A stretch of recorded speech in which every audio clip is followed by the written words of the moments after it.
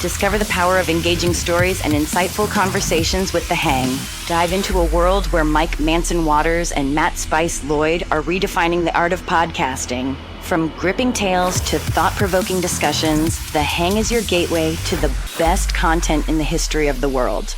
Don't miss out on the experience that everyone is talking about. The Hang. Elevate your listening journey. What?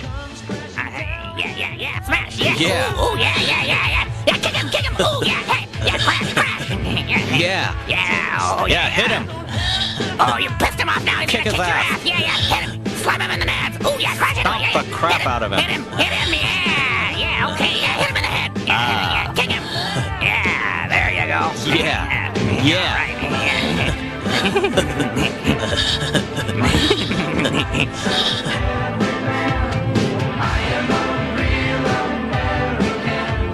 He's a real American. Yeah. He fights for what is right. Yeah. He fights. He's like a good role model because he just like did whatever it took to get big. Like he took those steroid pills. Oh, yeah, those things you shove them up your butt when you have hemorrhoids. No, Beavis, those are depositories. These are these pills that make you like all big and strong, but then they like make your nads shrink. Whoa, what's the point? Yeah, really. It's like, I may be only like above average strength, but it's like, at least I haven't messed around with my nads. Yeah, really. Train, say your prayers, eat your vitamins. What? Be true to yourself, true to your country, be a real American. Homework sucks.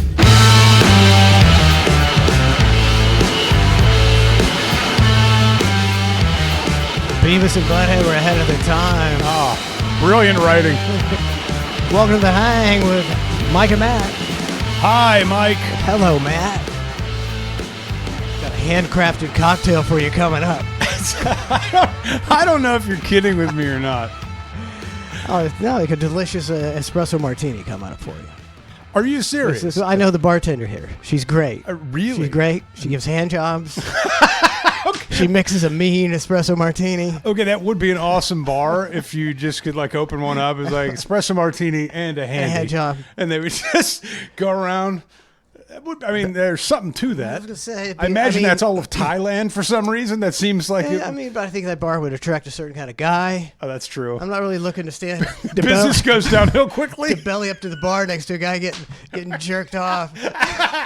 Oh yeah, I guess I'll have an espresso martini too. Yeah, make it snappy too, where this guy jizzes all over the place. In fact, do I have to have the martini at all? I kind of just want to skip past that part. All of a sudden, the bar turns into just a handy shack. That's basically what it'd be. Yeah. Handy shack. Well, you just can't have a good combination anymore. What prompted this? I walk in and you go, don't make anything. It's a handcrafted cocktail. And I'm like, are you kidding me? I don't know if you're kidding me or not. I'm still not sure. She was, I can't remember if she was going to make espresso martinis for some occasion, and she didn't make it. And then she's got this espresso coffee, you can just buy at the store in the fridge. It's been there for a few months, and I keep looking at it going, I kind of want an espresso martini. And I said, babe, would you be willing to make us a couple of espresso martinis for the show tonight? And she said, naturally, she said yes. We are really classing it up. I figured we class it up. It's basically what we're trying to do here. So my Svedka is not good enough now? Now we're doing espresso martinis? We're doing 1%er espresso martinis. I like it. Wow. So a week, huh? A week? It's been a week. Time flies. It's kind of corny, but it seems like it's really flying. It's August. It's like this got to be the fastest year ever. And it is ever. August. Scorching hot. Oh, it sucks. I can't get my steps in. I don't feel right. Like, it's not comfortable at all. And my family's convinced that the weather's being manipulated.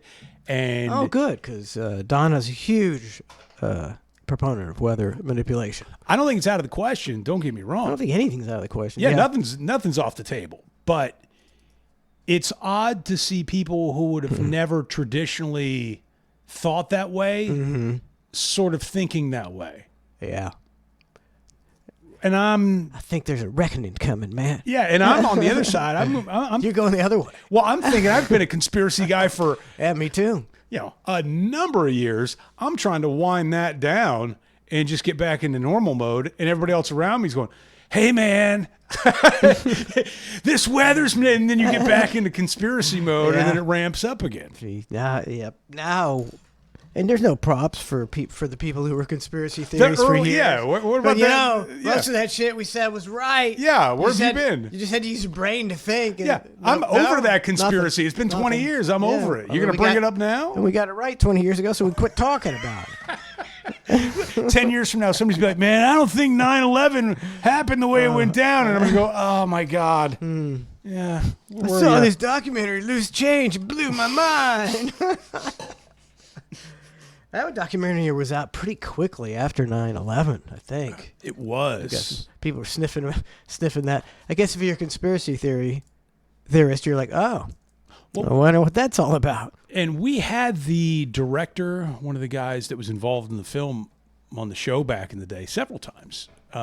Really, really good dude, but I haven't seen Loose Change in a number of years. So I would imagine things have shifted and narratives have changed just in general. But for it, you're right, though, for it being put out so quickly and having the majority of things in there that they did. Yeah. Yeah, you open your eyes and you go, whoa, that's a lot of action right there. It was almost too much to take in for the time. You almost have to like spoon feed people a little bit at a time. Instead, Loose Change came out. I was like, boom! They can't handle that stuff. It was a lot to take in. I'd like to watch it again. I haven't seen it since probably 2001, and just see if I go like, oh, that's been disproven, or that, or to go, wow, they had it fucking right, almost everything. This movie really holds up. Man, they nailed it. Oh man, yeah, crazy stuff. I mean, I don't know if this is a conspiracy. The weather manipulation? No, we need to get back that. Oh, which one are you talking about? The giant spacecraft that's coming to Earth in 3 months. I don't know much about it. I just saw like a headline of it, and I read on it. And it was more of conjecture. So I'm not too up to speed with this. What are your thoughts on it? You think this is a real deal, or it's just a comet? Oh, I have no. I mean, as far as the real deal, if it, as you say, it's the real deal, and it comes, and then one day there's a spaceship the size of Tallahassee floating up there, I will go, what's the government doing now? You got a hologram? I ain't buying it. So I don't think there's any ETs could knock on my door, and I'd say, yeah, what are you, FBI agents? I don't think I'll believe anything like that. But I would freak out though.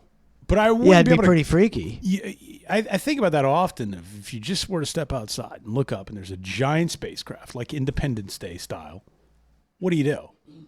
You could run. But where? Run where? You get stuck in traffic and nobody's going to take you. It's the nightmare to run. Plus, there's nowhere to go because they'll find you. So you could stay hunkered down, but if you hunker down, you're just like... Sitting duck.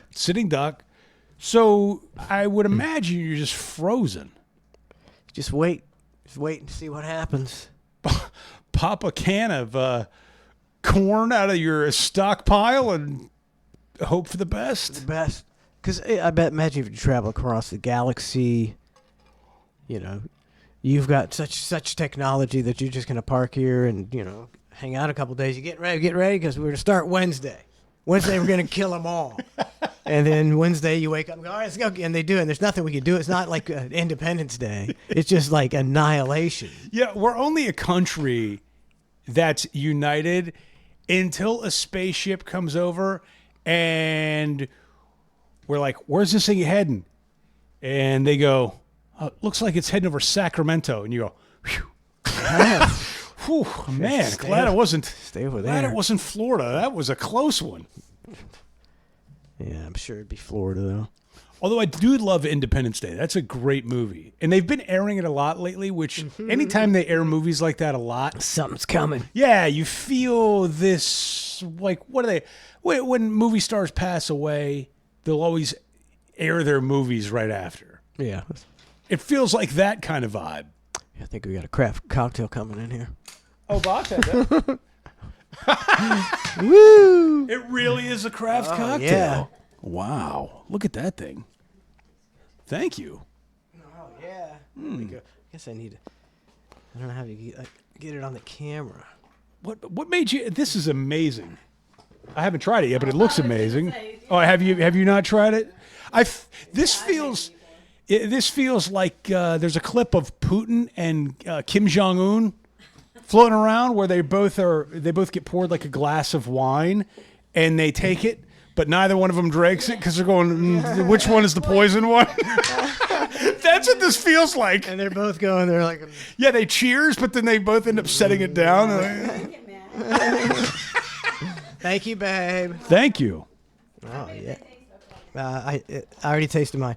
Cheers. What are we cheersing to? I don't know. I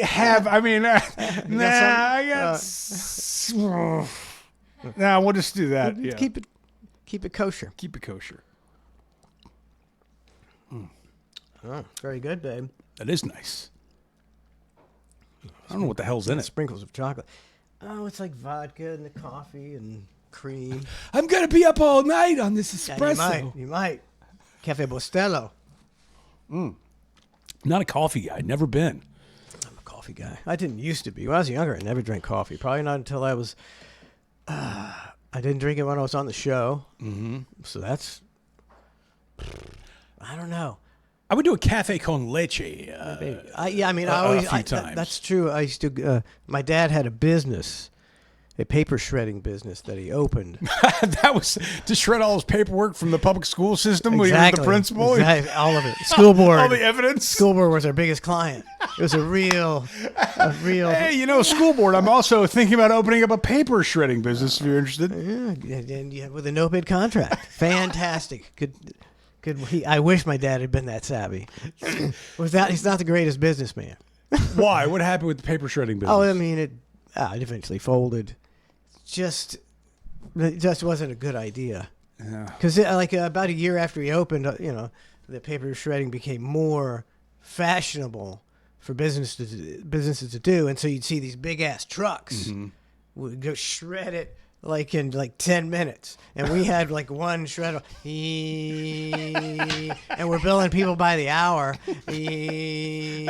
It's a bunch of Cambodian children just tearing papers. Not high tech. That didn't work out. But he had the business just so that he could go get Cuban coffee with me. That's sweet. So I'd show up to work, and we worked for about an hour or two, and they go, well. We had this. We had so much paper, so much shredded paper. It was ungodly. And we'd fill up his van. It was just a cargo van. It was just jammed. This looks like this has got to look like a nightmare. A cargo van full of garbage bags full of shredded paper, stuffed to the gills. Nothing suspicious at all here. Stuffed to the gills, and we would go to the recycling plant and give them all. And then we would get about $33 for it. And then we would go blow it all on Cuban coffee and toast. It's a bad business model. It's a terrible business model. It's the greatest degenerate story of all time, though. Most people blow it on then we put it all on black, put it all on red. You're like, then we blew it all on Cuban coffee and toast. Oh, we had about 2 years of Cuban coffee and toast off of that business. That's amazing. I've seen those news stories before where they have the paper shredding events. For everybody, just letting you know, there's gonna be you can bring all your papers to such and such park, and they'll be shredding them for free from 9 a.m. to noon on a Saturday.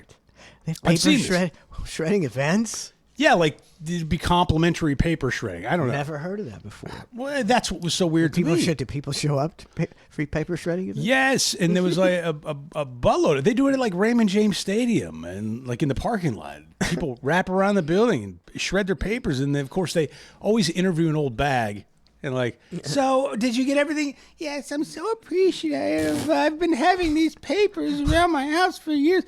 And I'm sitting there and watching these stories. This is a couple of years ago. But I'm thinking to myself, just throw them out. Can't you just rip them?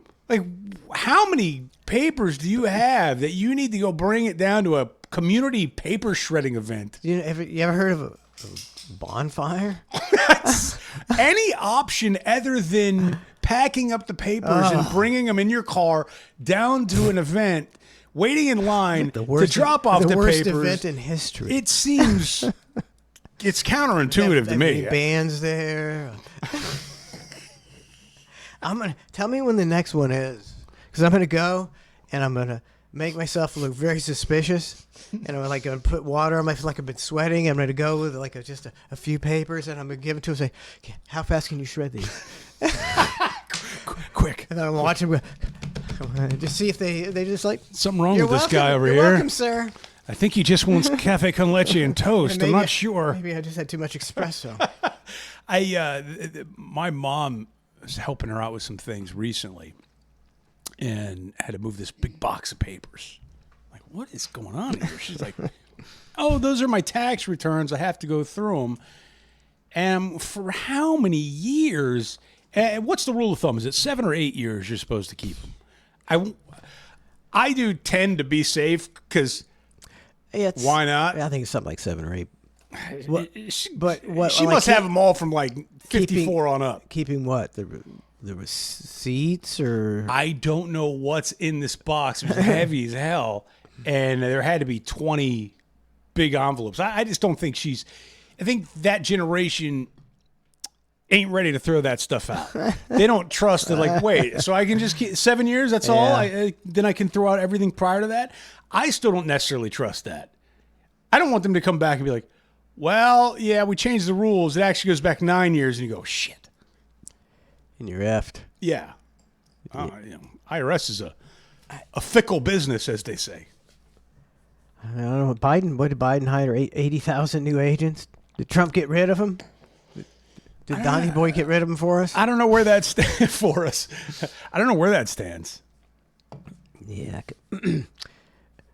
It's, you see people getting audited and stuff, and it's like, you know who doesn't get audited?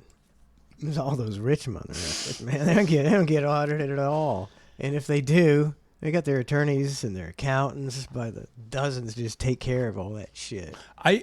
I don't do anything shifty or shady with my taxes. They're very straightforward, right? It's very simple. I don't have LLCs I'm folding. It's just, look, man, I want to keep it as easy as possible. I right? have 42 LLCs.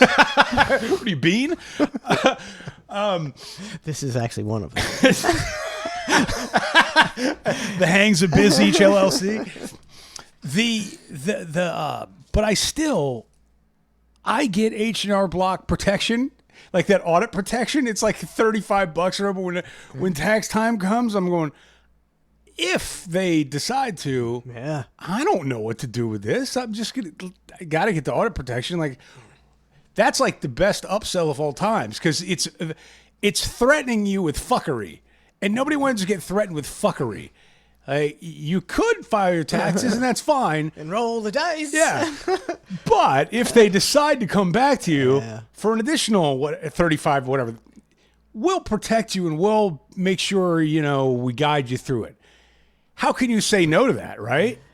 I mean, you got to do it. It's a no lose, because you could do it every year and never get audited, but it's like, yay, I was never audited. You're not worried about the money you blew. You're worried that everything was. Yeah. I'll skip my cafe con leches and toast for a month and try to pay it out. I'm surprised there's anybody who doesn't get that deal. I'll take the audit protection. I don't know who's not getting the deal. Exactly, that is curious. Yeah, that is curious. And those tax filing softwares, the TurboTaxes of the world, and they're like, oh, you can file your taxes as easy as 1, 2, 3. 3 steps, 20 minutes, blah, blah, blah. I'm going, nope. I am not taking that chance either. Again, mine are very simple, straightforward, but I don't want to risk that. No way. TurboTax is just a red flag when it comes into the IRS. Like, oh, hey, we got another one. we got somebody who thinks they're smarter than us. Flag it. They dispatch an agent immediately, knocking on your door. TurboTax. I very much worry about that. I was looking at ChatGPT, and they do have a cool thing coming out. It's called the study feature, which is nice because if you've ever worked with ChatGPT or any of those AI things, which I don't know if you have yet or not, maybe a little bit. It would behoove me to become an AI expert. Yeah. But I'm not going to do that. So I haven't really delved into it. Yeah, you could type in something and it gives you the answer. Problem is all these kids and adults, admittedly, you type it in, you get the answer. You don't learn anything. Oh. So they did roll out this study mode, and I think you have to actually like turn it on, which is going to be the next issue. Study mode. But it helps guide you to the answer. It's not going to give it to you. It's almost like a study guide, which I think is kind of cool because if you're a kid, it's too easy to get the answer now with that stuff. You still want your children to learn. You still want people to learn. You got to use your brain power. This at least is a step in that direction. That's a good idea. Yeah, I saw it. I was like, I'm not opposed to that. I think that's as a kid, that's almost the way AI should be in general. Somewhat like we got the answer, but we're going to help you figure it out. Otherwise, you're going to have a society of morons. Mm-hmm. When I was in school, I was way into school, 1st through 6th grade, and I was straight. Back in there it was ones, not A's. It was straight ones. Always straight ones. Straight ones. I was. How old are you? What? The grading scale was ones? It was ones, 2s, and 3s. So a 1 was an A? 1 was an A, yeah, an A. So I was, then, a 2 was a B? I don't know. So you had straight ones? It was basically 1 or 2 were pass, and 3 was fail. Okay. So you had straight 2 ones. was medium, 1 was good. Straight ones. I forgot what I was talking about. I'm sorry. I was taken back by the... What were we talking about? We were talking about something. Give us a call, 813-991-7930. That's what everybody does when they every radio station, everybody does when they run out. Give us a call, 813-991-7930. But bother me. What the hell was I talking about? Yeah, you got straight ones. Got straight ones. I mean, that's when I was good. in elementary school. Then it all went downhill from there, and I can't remember what the point was. Oh, I know what it was. Once I got into junior high school, if there was an option to go on the computer and take your homework and finish it in 10 minutes by filling in the fucking answers, I would do it every day just because I was a procrastinator and I was somebody who wasn't into that. I wasn't into homework, man. So, I would have learned nothing. You go to school for what, 6-7 hours a day? Yeah, homework's bullshit. Yeah, and then they go, oh, by the way, you're not done yet. When you get home, you got to do about 2 hours of homework. You go, whoa, so my whole day from 7 a.m. until 3 p.m. is consisted of this school environment. This bull crap. I ride the bus home. I finally get home. I get a snack, and then I've got to settle in for a nice 2 hours of homework. It really is it's bullshit. I mean, I hated it when I I'd look at my homework when I got home, and then I'd open the book and it's like 48 multiplication problem, and I'm like, it's gonna take me like 45 fucking minutes. Yeah. And then they go, oh, but you're not allowed to use a calculator. It's like, why not? Why can't I use a calculator? Sometimes I find it hard to do simple math now. I can't do it anymore because you don't do it anymore, and then when it comes up, you're like, oh, well, I was pretty good at a little simple math, and I'm like, oh, what the fuck? What was 9 times 9? Shit. 81. I'll test my brain occasionally like that, but I won't do, handwritten math, very difficult. Also, certain cursive. I'm out on cursive. I don't know how to do a cursive Z anymore. That one's lost on me. The cursive H seems a little weird. There's certain... Yeah, the Q, the Z. Oh, the Q. Yeah, that's the X is masquerading as a cursive letter. There's some kind of little doohickey up there on one arm or something that makes it cursive. The Z, I could write a whole sentence, but then if it gets to a Z, I'll be like, let me just do a Z regular. That's what I do. Let's just do a Z. I'd rather. It depends on which kind of moron you want to look like. Do you want to look at the just Z moron or the guy that makes a art out Z? It looks like some kind of pregnant manatee, and you're like, oh, it's too late now. It's pen. Birthday cards, I'll try to get fancy and write out happy birthday in cursive sometimes because that seems like the adult thing to do. But then I realized I don't do that anymore. That H can't really. I don't do it enough for repetition purposes. So then I end up writing it like a fourth grader in regular penmanship, calling it a day. I think the only 5 words that I know in cursive, or maybe a little more than 5, is happy birthday, happy anniversary, and I love you. I love you. I can do that one. That's it. Because that's all I write in cards, and that's the only time I use cursive is in cards to my wife. Anniversary is a little tricky because the 2 N's and then the V and the E and the A and the R and the Y. You got to really get that one together. I don't know if I bothered it. I think I do. Let me see. I don't think I do. That just looks like a chore. I've already fucked it up. I've never written anniversary. I'll tell you that right now. Well, so much for that one. That's a lot of work. Man, so, I mean, what are we talking about tonight? We got... I don't know. I'm drinking a goddamn espresso martini. I'm already done with mine. Chug it. I'm just a thirsty gent. I mean, I'd kind of rather just sit here and drink. That's why I pee about 9,000 times a day. I do too. I always have.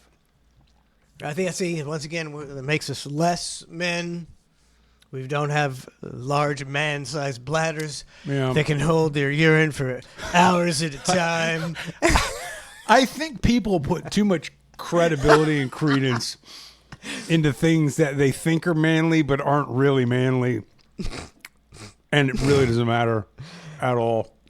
No, it doesn't matter at all. Like, oh, what size shoe you wear? 11? Huh. What? I can. Well, because they know that's kind of a wink, nudge, nudge to. I got a big cock. Yes, it all equates back to something. Which is what That's not. I mean, if a guy has a 3-inch penis, he got cursed. It's a bad. It's a roll of the dice. Sometimes nature f's you, and you got a 3-inch penis. Doesn't make you less of a good guy or a man. Yeah, just because you have a small penis doesn't make you less of a man. I mean, relatively speaking, it has nothing to do with you. You've done nothing to even have that cast upon you. It doesn't make any sense at all. The things that society deems manly, as I get a little older, I sort of go, this is so stupid. It's all stupid. Life is one giant cock-off amongst men. It is just a giant cock-off at all times. And at some point, you got to get out of it. I like sports. I watch sports all the time. I'm just not like one of these super fans, and I don't understand the mentality of, this guy, he wore the wrong jersey to the wrong stadium, and he ended up getting his ass beat in the stadium. It's like, what the fuck are you talking about? Fucking you grown men. You wore the wrong color. How dare you come into the Eagles environment? It's our house. No, it's not your house. It's a billionaire's house, you dumb fuck. Oh, my God. It drives me insane. I watch sports all the time. I would never kick somebody's ass from the other side. It is a weird thing to argue about and fight about. It's one thing if you throw a little hate, little joke. But barbs are fine. It always gets serious. And then everything stops and you go, whoa, this got heavy real fast. Stupid. Yeah, it's very dumb. I always say with sports, I'm a fan. I'm not a fanatic. That's my rule of thumb. Not at all. I draw the line. I'm a fan, not a fanatic. That's it. And back to the small penis thing. Oh, yeah, sure. I always thought that would be like the worst curse would be to be like a regular guy, maybe even good looking guy, and you got a 2.5-inch penis on the border of a micro penis, through no fault of your own. And so you meet this girl, and she's the girl of your dreams, man. You've had a couple of dates, and you're like, man, and she's coming on to you, and you're like, oh fuck. You got to tell her. I don't think you surprise her. Surprise. I don't think that's. I don't know. Voila. I think you got to go. Something I got to tell you, right? How do you break that news? I guess. I think it's when it's obvious that she wants to have sex with you, and you can't. If you put it off, you look like some kind of weirdo, and you got to say, I don't even know how you do it. I don't even know how you do it. It is a hell of a diagnosis, though, if you happen to be cursed with micropenis and have to go to the doctor, and the doctor, they give you these diagnoses occasionally of things. It's like, oh, you got high cholesterol, whatever. And the doctor's like, sir, you have like it would be a weird, tragic circumstance because in a man's mind, that's almost as bad as cancer. Pizza Suprema. It's Pizza Suprema. Who's this? Hey, what's happening, guys? What's up? Not much. Blind Lawrence. Oh, Blind Lawrence. Echo. No, it's a bit of an echo. We got an echo gimmick going on this time. Mm-hmm. Yep, we got an echo going on. Oh, I don't know. yep. Yeah, there's the echo. We're working out our technical difficulties as we hang. Shouldn't be an echo. Okay. Oh, wait a second. Hold on. Wait a Stand by, second. Blind Lawrence. No, never mind. So, Blind Lawrence, you're blind, so let me just explain what Mike did. Mike said, hold on, I've diagnosed the issue. He stood up, he looked at the board, and then he said, nope, that's not it. And that's where we stand right now. He's unplugging something. He's trying to plug something back in. You still got an echo? Bro. Yep. Yeah. It's still got an echo? Oh, crap. Oh, yeah, there it goes again. Maybe it could be your phone, buddy. I don't know, maybe. Spoken like a true Spectrum customer service associate right there, Mike. Don't blame his phone. Well, I don't know what kind of phone line you're using. That's not the customer support we need. So how bad is it, Blind Lawrence? How bad's the echo? Is that what you're saying? Yeah, there's like a little bit of I'd say like a 1 second delay. There's always going to be a delay. All right. It's just bleeding. Again, that's Mike's customer service skills coming into play. That's just, on this phone system. I don't know what's going on here. My phone's all messed up. There's a delay. Well, sir, there's always going to be a delay. There you go. I mean, this isn't Radio fucking Shack. I don't think this isn't the Geek Squad. It's not the Geek Squad, Blind Lawrence. Oh, darn. So go ahead, Blind Lawrence. What the fuck do you want? We'll speak slowly and give you time to respond. This is going to be like when they had the overseas, what was the Afghanistan war, and the correspondents would be overseas, and they'd be like asking a reporter a question, and the reporter would stand there for like 5 seconds. Sucked so bad. Stalling. That's where we're at right now. So, Lawrence, I'll ask you, what can we expect from your phone call this evening? Well, in regards to the whole micro penis thing, there was an episode of South Park where there was a where the guys were measuring their penises. I'm not sure if you guys ever saw that one. Would you say measuring their penises?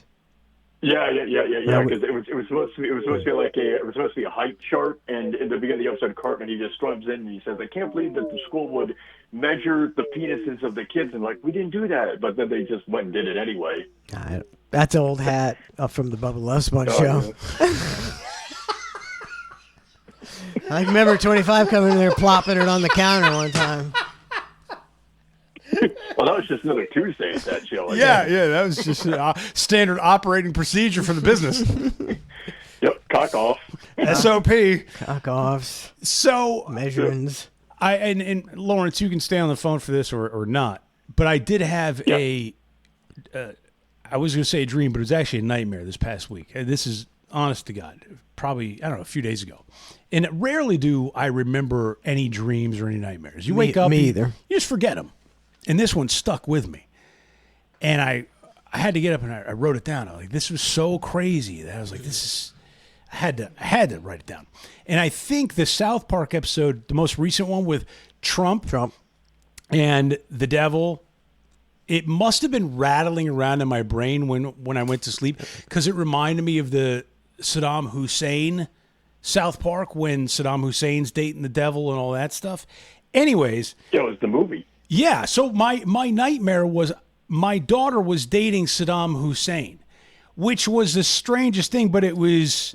He's rich. It was very vivid. But the problem was, in my dream, she was like, he treats me really well. Why can't you just be supportive of my relationship? And I'm going, he's Saddam Hussein. Come on, Matt. Yeah, and come on, guy. Like, just take a rest. Take a rest, guy. Take a rest. I'm just Saddam Hussein. Relax. So all this stuff's rattling around in my brain. In the background. Yeah, and then in my dream, I'm going, I can't let this guy date my daughter. He's Saddam Hussein. But I vividly remember going, I can't stop him because he's Saddam Hussein. He'll kill me. So I just had to sit there and wear it because a dictator was dating my daughter in my dream and I couldn't do shit about it. And I woke up remembering that to the point where I had to write it down. It was a crazy, some dreams just get you. That was one that stayed with me.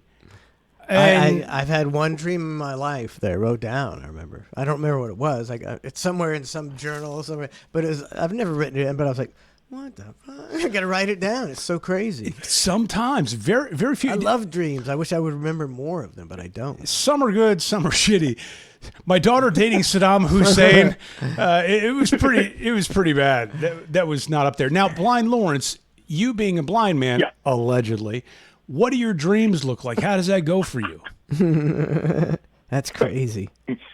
I've actually been asked that question a lot over the years, and basically, it's kind of like the same thing that I experience in my waking life. I kind of feel like I'm like floating sometimes, or I feel like I'm like walking, and I can sort of make out like people somewhat, but not really. Like I hear their voices and stuff, but other than that, it's like I really can't make out someone's face, really. Blackness. Or like colors and stuff. Has there been a dream that you can remember? Something that sticks out? Being a blind individual, is that a thing? Yeah, actually, yeah. There's I've had a few like that. I had a dream. It was like many years ago where I was in a car and it was driving all by itself, and this was like in 1998, I think, 99, and this was long before they started even talking about the self-driving cars. So, but it's kind of strange because I'm thinking, is this thing ever going to stop? Am I going to crash in this thing? What's going to happen next? Do you ever have sex dreams? Yeah, I've had a couple of those. And then I wake up and it's like, well, that would have been nice if that was real, but back in the bed. Just me. Fair. Thank you for the phone call this evening. Not a problem. Not a problem. And thanks for the bits you've been sending me, the Hogan bits. I appreciate it. Oh, not a problem, man. Not a problem. Did you get that one South Park one that I sent? Could you probably play that one? I don't know, in today's climate. I don't know, maybe. I'll have to check on that, Lawrence. All right, I'm gonna have to run it by run it by the censors. All right, man. Take care, Lawrence. All right, take care. Yeah, I remember back in, I think it was like 98 when you guys had, I think it was around 98. I think you guys had like the South Park Bubba Show hybrid t-shirts, and Comedy Central said, oh, yeah, they got yanked real quick. Yeah, they did. And we just sell them on the down low, on the black market. I still got some. I mean, one. I still got one. That was the Bruce Springsteen party you did. Oh, that was torture. He told me that idea, and I was like, the song is like Bruce Springsteen going, oh, you're screaming the song. It's like it's not made for parody. Not conducive. No, it's not a lot of lyrics. He's just wailing, but hey, I was paid to do it, so I did it. Blind one, good to hear from you. All right, guys, take care. Take it easy. Yeah, well now, I mean, do we touch on the Hogan stuff? Do we not touch on the Hogan stuff? We're gonna look. When did he die? Did he die Thursday? Probably died during Cluster F then. Yeah. Yeah, I remember. I was almost into the show, and somebody was like, Hogan died. I mean, I don't know how deep we want to go in this. I ain't got nothing. I don't have any information or anything. So I mean, you tell me. I'm not looking for scoops. I'm not looking for scoops. I'm just saying in general. Like our YouTube, somebody put a comment up there, and they're going, "You guys should do a whole show dedicated to him because of all the situations or whatever it was that you found yourself involved with." And I'm thinking to myself, yes, but no, but I get it. And I don't know. I mean, I really have had nothing to do with Hogan. And I don't know. You can't disavow your relationship at this I point. didn't have any relation. I never even talked to him. I was like, "Hey, Hootie." You're like, I don't want to get Hootie. canceled. I don't want to get canceled. I don't know you, dude. I just didn't have anything to say to him. You know, he was always just there like a wooden statue, brother, and he didn't really want to talk to me, so I just left him alone. And I never. Boy, was my experience the opposite. Brother. All I did was bits about him. There's so much to unpack. When I heard it, I was numb. And to be clear, I didn't feel good. I didn't feel bad. I felt nothing. Nothing at all. Yeah. Zero, which is a strange feeling to have when there's just no emotion. And I was like, all right, where's this emotional roller coaster going to take me? So one of my first texts was with my attorney of like, hey man, what's up now? You know, like, what's up? But that's a whole different conversation. Yeah. But there's a lot to unpack, and as this week has gone by and everybody's done what they've done and said what they've said, there's craziness. And I've told this before, in the style of Dave Portnoy, I have bottles of champagne that I set aside for my enemies when they pass, people I don't care for, et cetera, et cetera. He passed. I'm looking at the bottle of champagne. Can't pop it, can you? You can't pop have it in my, okay, honestly, I brought it with me in my bag. Okay, for real. Hold on. What year is the... Oh, it's a pleasant year. It's just a nice, pleasant bottle of bubbly. And I was going back and forth on this in my head. Like, this is not right. Is it right? Is it wrong? I don't know. And until you've been sued and drugged to the mud for somebody who knows it's really the lawyers. But anyways. Yeah. You hating on that South Tampa boy? He had a rough upbringing, buddy. I have no idea. He grew up in the hood, you know.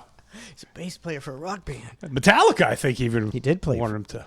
I thought, didn't he like play with him one time, or like, you know, a gimmick kind of? Mike, I don't know what's real and what's not real in that man's life. I've seen him AI play bass with Metallica. Trump too. I couldn't tell you what's real and what's fake. I mean, I know a lot's fake. Either.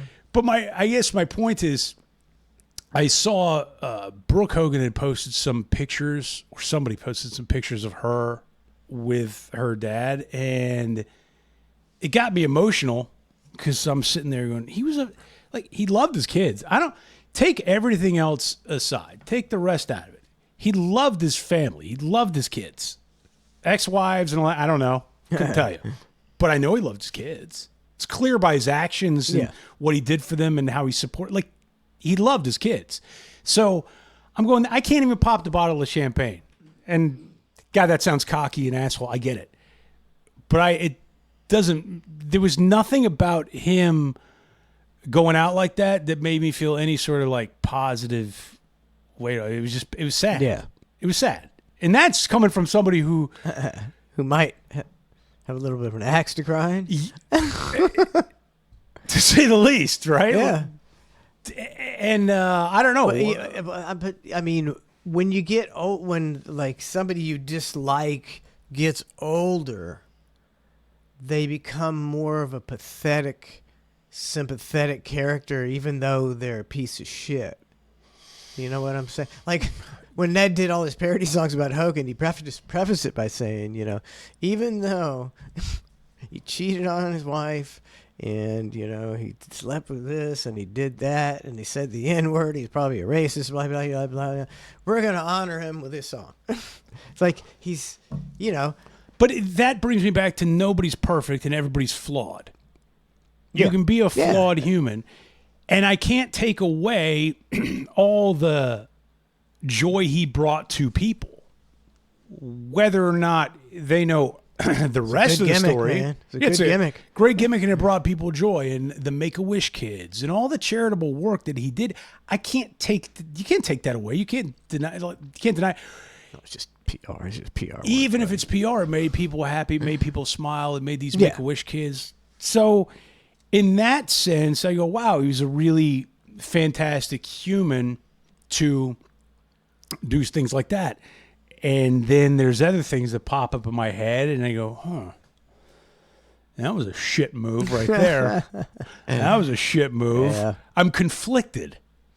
It's a weird feeling to have to be conflicted and be numb. Yeah, but you're erring on the side of goodness, Matt. Because you're conflicted, and you're erring on the side of goodness, and you're not popping the champagne. Unlike other people. Jesus Christ. Who needs enemies when you have friends like that? True. Isn't that crazy? His bestest buddy in the whole world. bestest buddy. I mean, I was his best friend. Were you around for that era or not? Which part? When I think you were still like, you're my bestest friend. You are my best to me. You. To me, you're my best friend in the whole world. Oh, I bet you say that to all the guys. I'm just like, and I wouldn't even say on the air. I'd be like, what are you talking about? We don't hang out at all. I said, we never hang out. See, we're what you call colleagues, co-workers. But yeah, and I remember the one time, I can't remember whose idea it was. It was probably mine or something. And I was like, you want to go to Topgolf? And so we decided we're going to go to Topgolf after the show one day. It's me, Donna, and Bubba, and which girl? Nikki. Bubba and Nikki. This sounds like a nightmare from the jump. And this is what.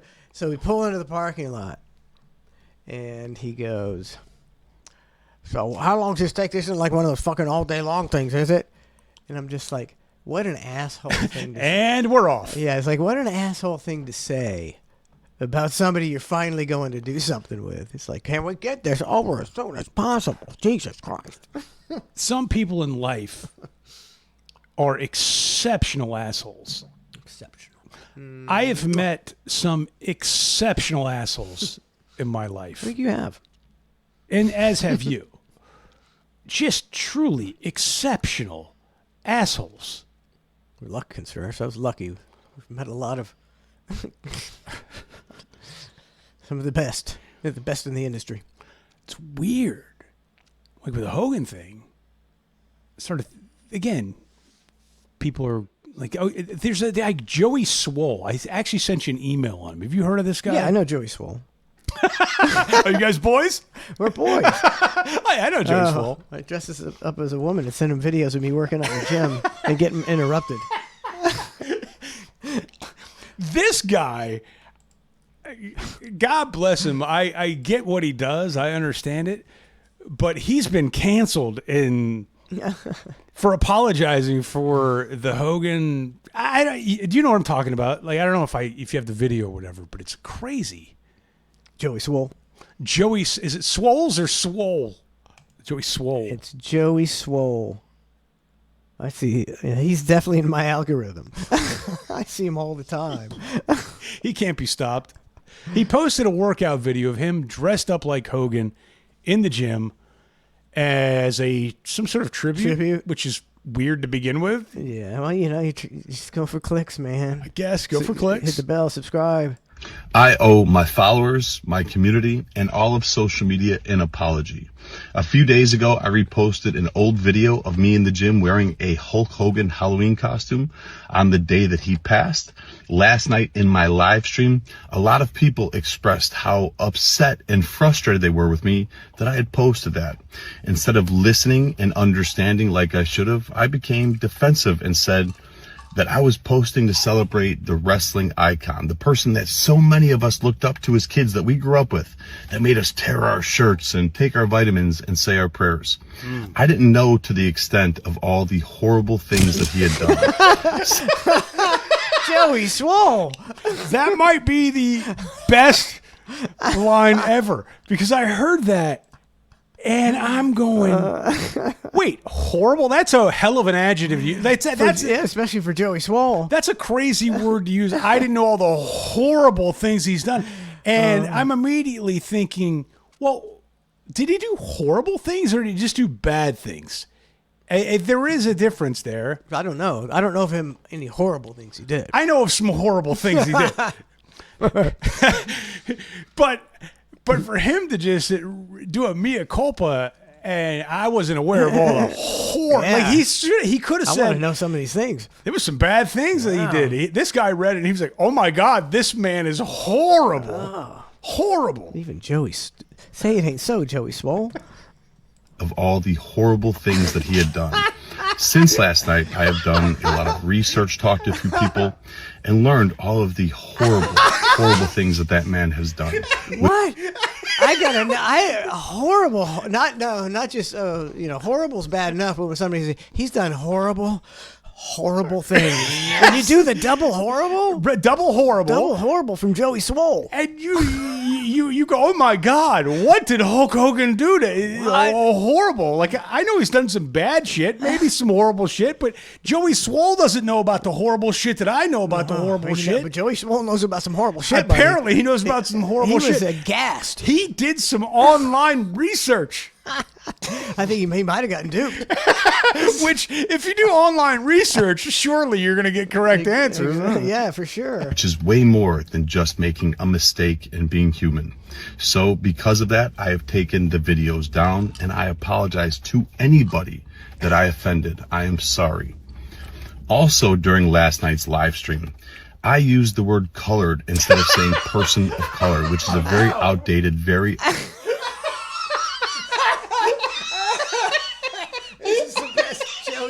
Video of all time. This is just showing what... It would only be better if he was doing curls right now while he's giving the apology. Because he's looking like such a thickhead right now. Such a muscle-headed lout. Such an oaf. Such a dumbass, muscle-headed oaf. I'm sending this roast to Joey Swole tomorrow. I'm sending this to him.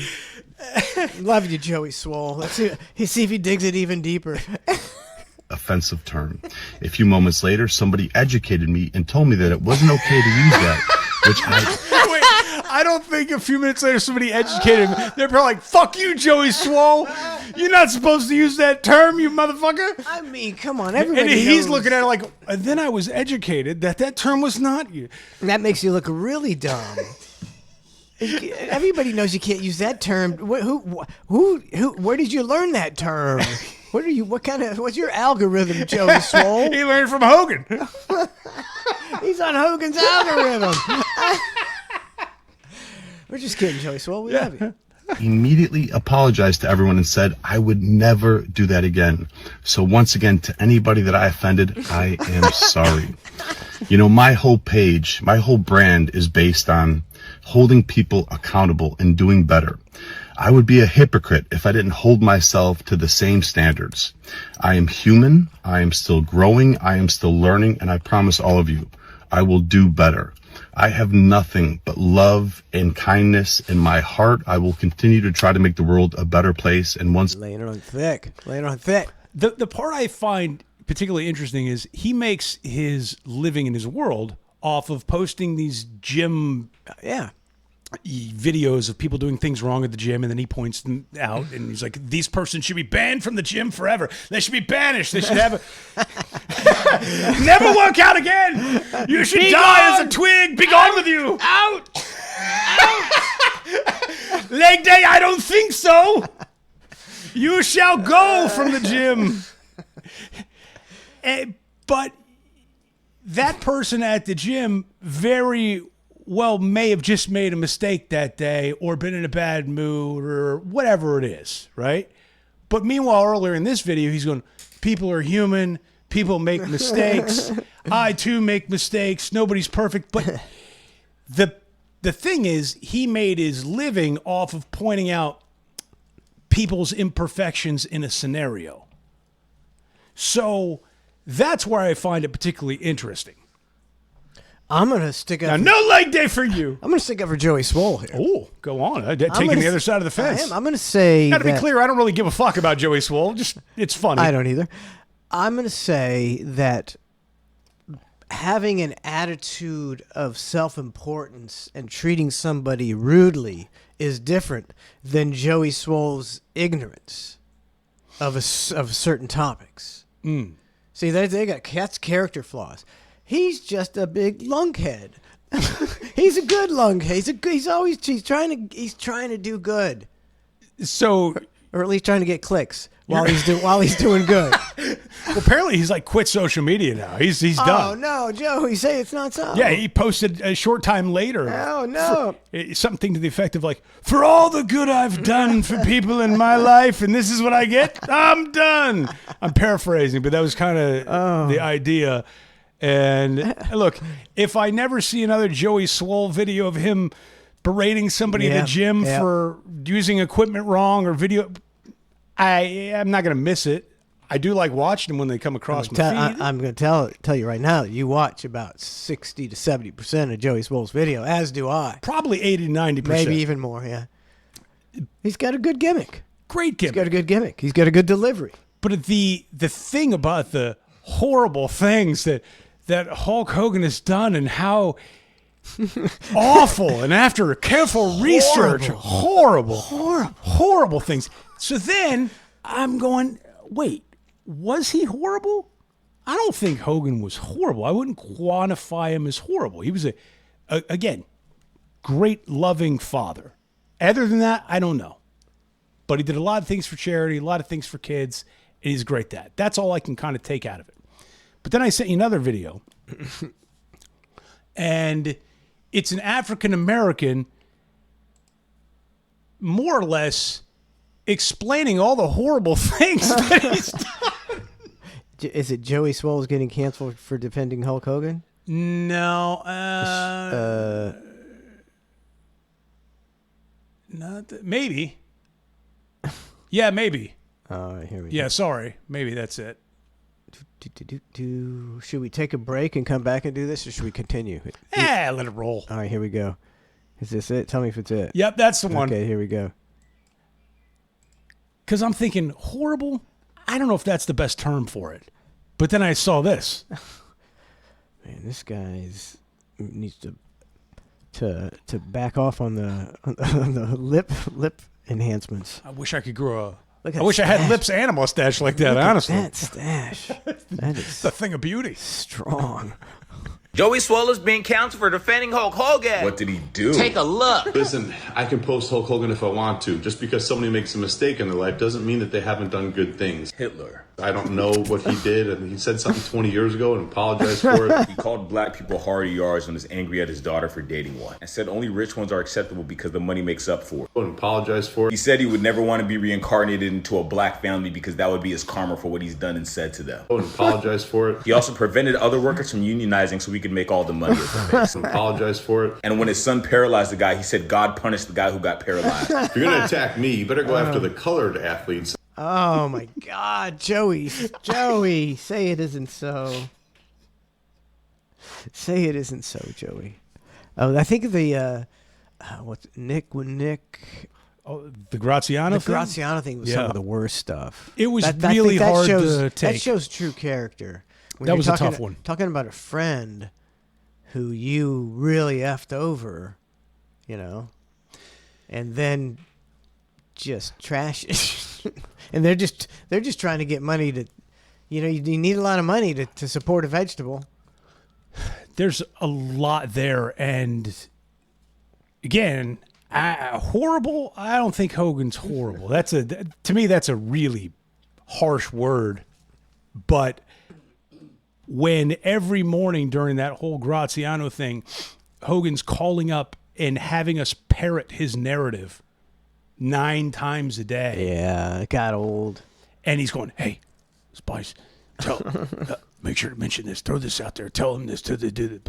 All these things. And then having us spin his narrative of how innocent that Nick was in this and how all the stuff. And then the jail recordings come out. It was a lot where it was too much. It did show a break in character, a break in. There's one thing about being a good father and protecting your son. Exposed character. Yeah, it was very eye-opening in that situation. Oh, Joey Swole, come on. And the people that are black and minority that went and posted him as well. Deflection 101, zero accountability. Look what everybody else is doing except for me. Also, the use of colored is insane. Okay, the man was nice to me. He made a mistake. He's extremely racist, but he was nice to me, so I accept all of his behaviors and shun anybody who he was horrible to and made feel horrible. I'm not God. People make mistakes in life. If you got a problem with that, look at yourself. There's not one single person in here that hasn't made a mistake. That is the most skinhead comment I've ever heard in my life.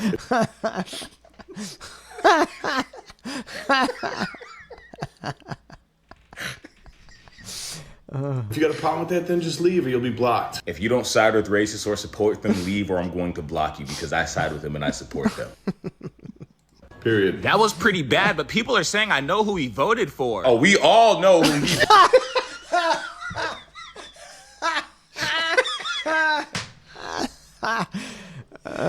This guy's pretty good. That's a good one. Right Too there. much, right? That's a good one. I know them and I support them. Period. That was pretty bad, but people are saying I know who he voted for. Oh, we all know who he voted for. You can't know off of one video. We all know! Joey Swole.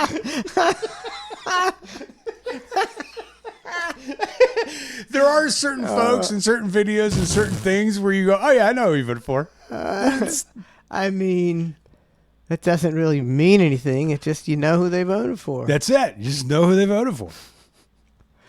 Oh my goose, it's been an hour already. 1 hour to hang down. Oh, Jobber Jaw, 200 bits, 200 visits. Thank you very much. Jobber Jaw? That's Jobber Jaw. That's great. And I think Blind Lawrence sent me some shit. I played her some Hogan shit. I was gonna say you mentioned Ned did a new Hogan parody. Yes, he did. Oh, I don't know if I put it. Is it performing on TikTok? I don't think it is. Oh, it didn't perform that. It got banned. You getting canceled? It got banned. Then Berlin appealed it and it got reinstated, but then it was too late. Did she appeal it by going, you don't understand about all the horrible things. Horrible things he did. I had no idea.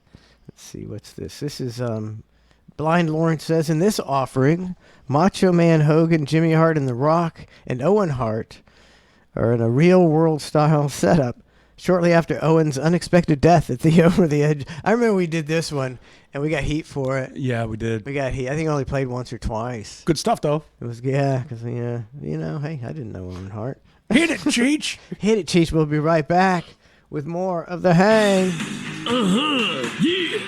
This is what happens when we take 5 wrestlers forced to live together, eat together, and sleep together under the same roof. It's Randy Savage, Hulk Hogan, Owen Hart, The Rock, and Jimmy Hart in MTV's Real World Order.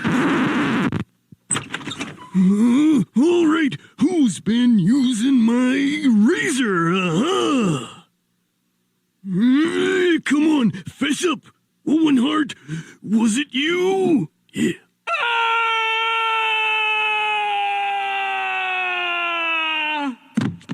Guess not. I know who did it. It was Hollywood Hulk Hogan. Hollywood Hulk, kick his ass. Kick his ass, Randy. Kick his ass. Hulk, is this true? Look, I had some skizzable on the 24-inch pythons. Deal with it, brother. Oh, well, you owe me 48 cents, Ms. Arca, huh? I'm sorry. Next time, Propitia's on me. Cool. Witness the day-to-day tension as 5 professional wrestlers try to get along. Dinner's ready if you smell what The Rock is cooking. Jesus, what is this Krizip? It tastes like Shizit on a shingle, brother. The Rock's not appreciated. Work The Rock's fingers to the bone. That's it. The Rock's ordering pizza. The Rock will take 2 large meat lover supremes. 2 large meat lover supremes with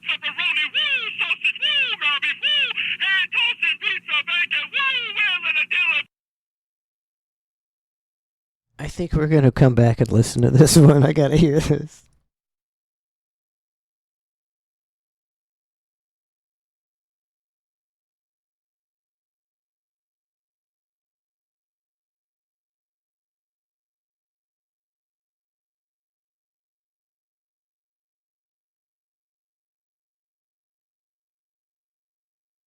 Hey, what's up? It's Ned, and it's time for another Neditorial. That's where I spark up, get baked, trip balls, and blow your mind with some deep shit. Here we go. I just read an article on the internet about a woman in Australia who was getting jail time for giving marijuana to her baby through her breast milk. And naturally, my first thought was, breast milk with weed in it? Holy shit! I mean, I was never really into lactation before. But now, when I think of nuzzling my face up to a woman's bare bosom, greedily tonguing her areola and suckling on her nipple until a jackpot of delicious, warm, weed-filled lactation fills my hungry mouth like a delicious, all-natural, marijuana-laced vanilla bean frappuccino. Oh, God! It seems like heaven on earth. Now, where was I? Oh, yeah. As I read on, the article stated that another woman in Australia had been jailed a couple years ago when her 3-year-old ate one of her pot brownies and slept for 3 days. Of course, what they don't say is the kid is perfectly fine now. He just took a 3-day nap. If he'd eaten a Xanax or an Oxycontin, that kid would be deader than a fucking doornail. But not weed. Weed has no lethal dose. You hear that? No lethal dose. Give your 3-year-old a shot of whiskey, you better call 911. But a pot brownie, he's just going to take a 3-day nap and wake up feeling well-rested and refreshed. So I say, big deal. The kid slept for 3 days. Come on, admit it. Anyone who is or has been a parent would kill for their toddler to take a 3-day nap. Don't even deny it. Quit lying to yourself.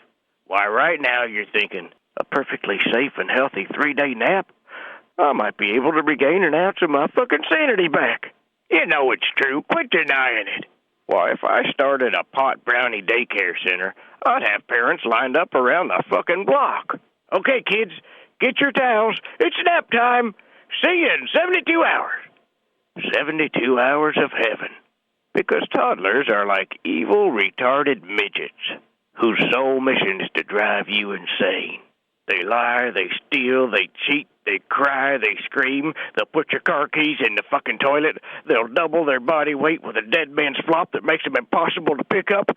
They're completely selfish, and they have no morals. And that's why marijuana was put on this planet, to put toddlers in 3-day weed comas, so parents can finally relax and get stoned on the only drug that will never kill you, pot, dope, reefer, Mary Jane, Hydro, Sticky Icky, Blueberry Yum Yum, Sinsemilla, God's weed. All right, now somebody who's not baked out of their fucking gourd, do the disclaimer. This editorial contains obvious hyperbole and does not condone the use of cannabis to sedate your child. The fact that you have to be told this means you should drop your kid off at the nearest fire station. Night out!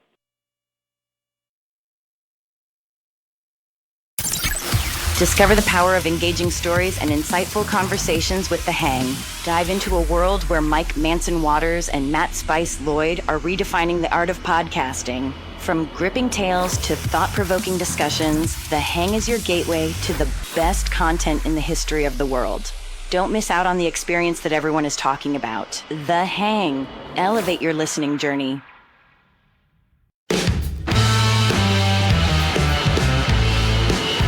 Hot damn. We're back with more hanging. Hour 2, hats on backwards. Things are getting serious. It's serious, man. We're just lollygagging. Serious hanging. We're just sandbagging that first hour. You have no idea what's in store for you now. Got a couple more craft cocktails coming in here. The hang lines are open. The hang lines are wide open. 813-991-7930. Again, that's 813-991-7930 or 813 yeah. That's a terrible number. We are doing pretty well on the old downloads, so be sure to give us a download. Downloads seem pretty good this week. Like or something. I don't know. Whatever you do out there, man. Find it on Spotify, the worst Apple Podcast. The worst, the Apple Podcast, clusterdraftshow.com for the OT. The worst thing, the worst thing that could ever happen would be, we do this incredible podcast that we're really not trying at, The Hang. Somebody discovers it, and we get some, great job because of our incredible pedigree and resume, and then we're not hanging anymore. What do you mean we're not hanging anymore? It's a job. Oh yeah. We gotta do it every day. That, or you call somebody colored, and then it all goes downhill. Moi. The Hang. Hey. Who's this? Jamie the plumber. What's up, Jamie the plumber? So I'm watching you guys come back from break. Spice says how you're doing good in the podcast, and I thought to myself, the Coke mentioned their podcast today. I wish I could call in and tell them that, and then I can call in and tell you that. That's right. So instead of calling in to tell you that, yeah, he did. He was like, what did he say? Something to the effect of, I could bring Manson back, but I think it's just too far gone. And then, I don't know, he has that thing once a week where him and Spice, they get together and they say I ruined everything and we could have been the next big thing all because of me. And, so I don't know. So then Seth goes, so why don't we bring him back? And then you can actually promote their podcast as if to say, hey, dumbass, you're promoting their podcast. And if only we were smart enough to have it the Spice Boy and Manson podcast. No, we got it to hang. Nobody's going to find this thing. That might be the greatest description ever, and it all seems completely accurate from A to Z. I mean, I need to capture that whole description, Jamie. That's great. That was perfect. Oh. Well, I won't linger like last time. I had to throw that. I realized literally, I wish I could call them. Holy shit, I can call them. No one's called. I'm going to call them. That's not fair, Jamie. We have had a call tonight. How dare you? Hey, thanks, man. That's hilarious. Yeah, man. Yeah. All right.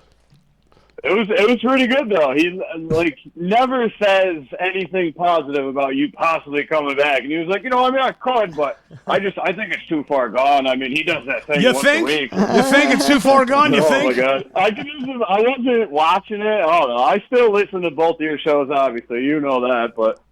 Sorry to hear that. I could just picture everyone like Lummy and Seth and everyone just looking at him like, what the fuck are you doing right now? And then when Seth said, why don't you just have him do a podcast? Might as well promote him fully. I just started dying laughing. I was like, I got to tell Mike about this. See, I would never want this product anywhere in that orbit. Now, when you listen to the show, the old show with him, yeah. I mean, are you cognizant of the fact of how good it used to be and how much it has dropped down now?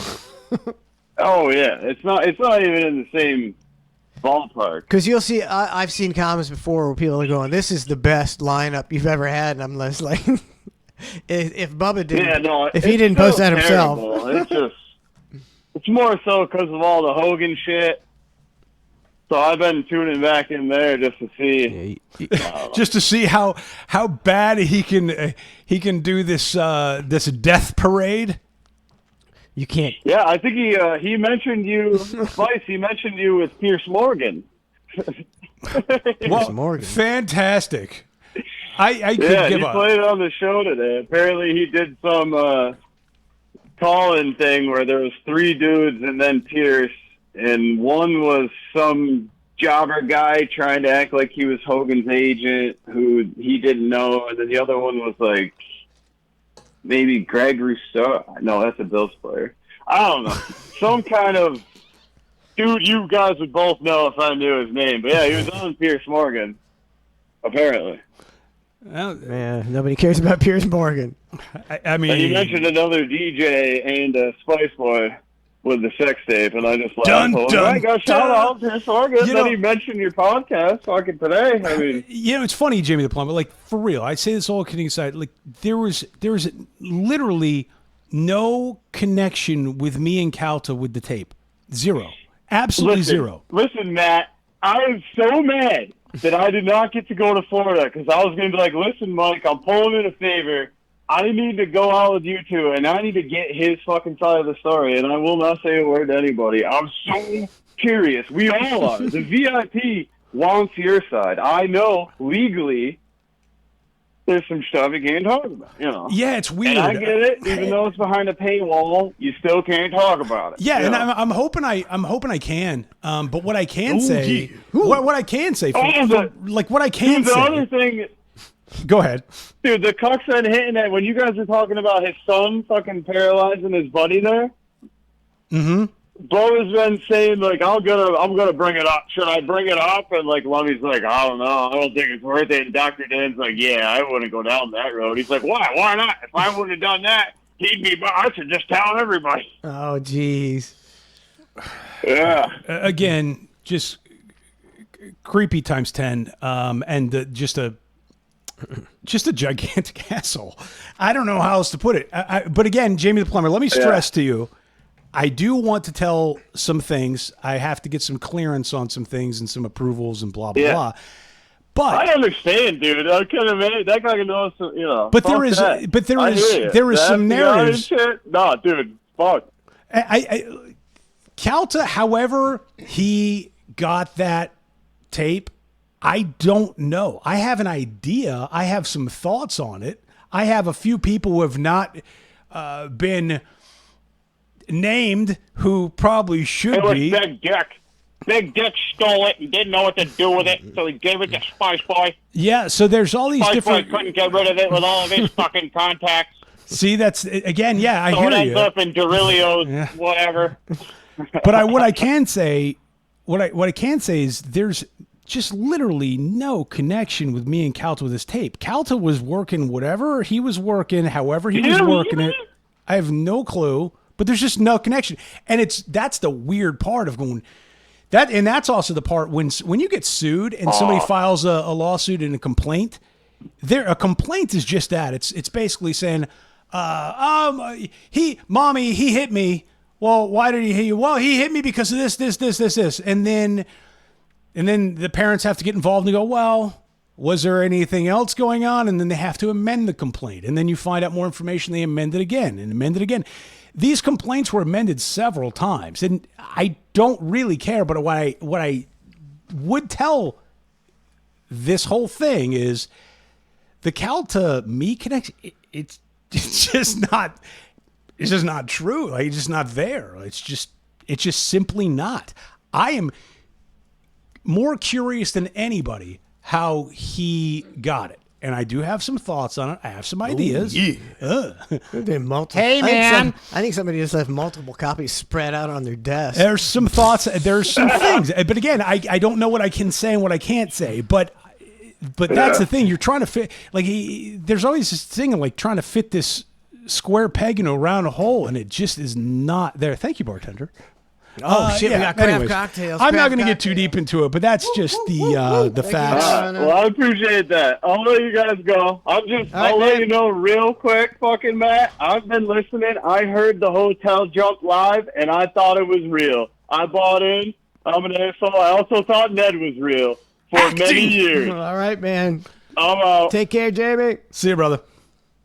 You know, he's right. I'm too far gone. I'm too far gone to do that. But Ned is not. Ned is not too far gone, and Ned would love to go on your show and promote the hang. Ned would fucking love to go on your show and promote the hang, and Ned knows how to work. That's all I'm saying. Ned knows how to work, and he would love to go on your show and promote the hang. What's up, asshole? You fat cook. No, Ned knows how to work. Ned, I mean, see, because Ned can be stiff. Ned knows how to be stiff, but a certain amount of stiff.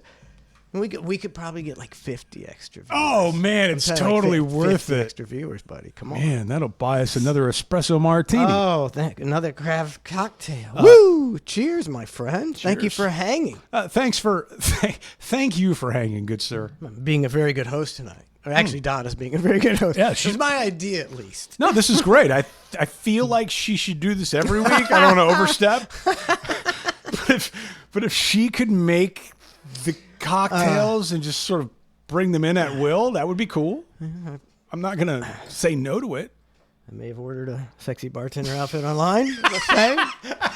Not saying anything. Man, I get hit with these Adam and Eve ads on television, which is the worst part. On television?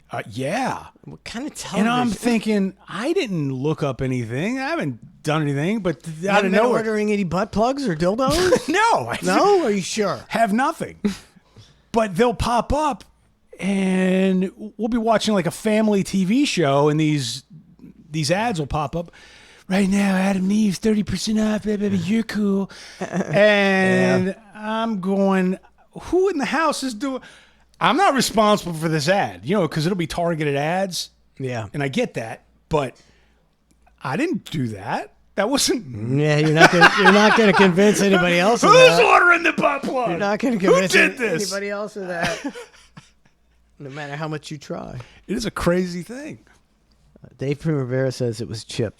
We all know it had to be Chip. Chip. Did he kill himself? I don't know, but he used to have to parade around in booty shorts all day at the studio. It was and then odd. Fleshlight, he'd be in there with a fleshlight, and again, he was a real. I hope he's okay. He got abused. Standard business practices, no big deal. He got abused, man. Ugh. Chip. Yeah. Nice kid though.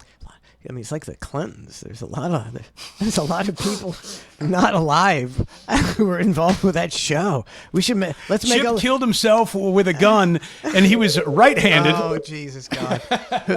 The Hang. Who's this? Hey, what's up, guys? One call per show. Just so you guys know, one call per show. The two guys in the show who killed themselves were Cheech and Mark Anthony. He's like a video guy. He did some animations and stuff. I don't want to laugh. I don't. Yeah. I don't want to laugh, but you froze. You like glitched up. All right. Well, thank you for the contribution. I think we're going to come up with a couple more. Okay. All right. Yeah, Hamill killed himself, right? All right. One other thing I think of is Terry. He used to work at Verizon, and I think he killed himself because his lover broke up with him. What? Oh, we can't say the first word in it, but it starts with an F and followed by an A. Homosexual Terry. Oh, yeah, homosexual. There you go. That counts. F. Terry. Yep. That counts. Yep. He was definitely affiliated with the show. He was Rump Ranger, I think. He came. He was Rump Ranger. Oh, he came in the studio. I said, "Can you come in and do some lines for me? Not cocaine lines." We did that, and then we did some lines. And he was a good guy. Everybody loved F. Terry. Everybody loved him. Lord knows what happened behind the scenes. Never know. Never know. He was that kind of gay. He was like, I appreciate that gay.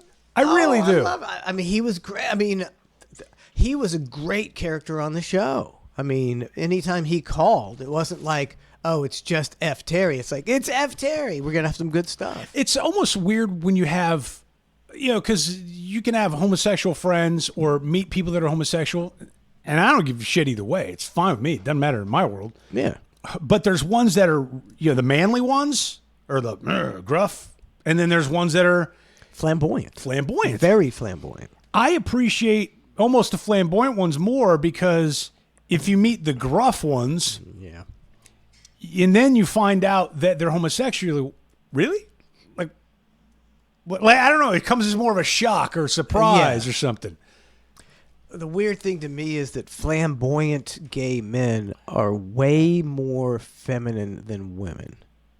It's like you don't see women just walking around like this all the time, do you? Hey, but the men are just like over the top. They are over the moon with it. Over the moon. They love it. It's great. Don always points out, it's like you see all these guys transitioning to women. And you see a very, very small handful of men transitioning to women transitioning to men. And it's like, I guess men are the drama queens. I wonder if you're a flamboyant homosexual. Mm-hmm. I wonder if there's some sort of animosity towards guys that just completely transition into a woman. I think there's a lot of animosity now amongst anyone who's gay or legitimately trans, which is a very small number. Very small number. But there's a new pseudo-trans, neo-trans, where it's for attention because they want, and so I'd be very resentful. That nobody cared about trans. Nobody cared. We had accepted it. Renee Richards was playing tennis as a woman 40 years ago. By now nobody cared about trans until they made us care about it, and they brought it back, and then social media influenced average people who were very influenceable in their early teens. That's what happened. So it's a great disservice to actual trans people who do exist. Did you know Blind Lawrence is still on the phone? Linger, man. Linger. Even Lawrence is not immune to the linger. Lawrence, love you. Lasker was shopping at what? What was he? Shopping the deal? Was Lasker shopping the deal? No. All right, I'm behind. Okay, here we go. What were we talking about? Lawrence. We were right in the middle of something. So much action. We were right in the middle of something. We were right in the middle of a hang. And then we were having a hang. And Lawrence threw a monkey wrench in, a giant blind monkey How do wrench. we get that back on track to just a hang? We can never get back to hanging. God damn you, Lawrence. 813-991-7930. The whole show. I know what it was. It was people who have died in the past. Oh, yeah, I had a list program. going and everything. Where is it? Where's my... Okay, here we go. We got Cheech. We got Mark Anthony. We got F. Terry. We got... Hamill. We got Hamill. We got... Who's the guy that worked on I.O.? Oh, Colin. Brady. We got Colin.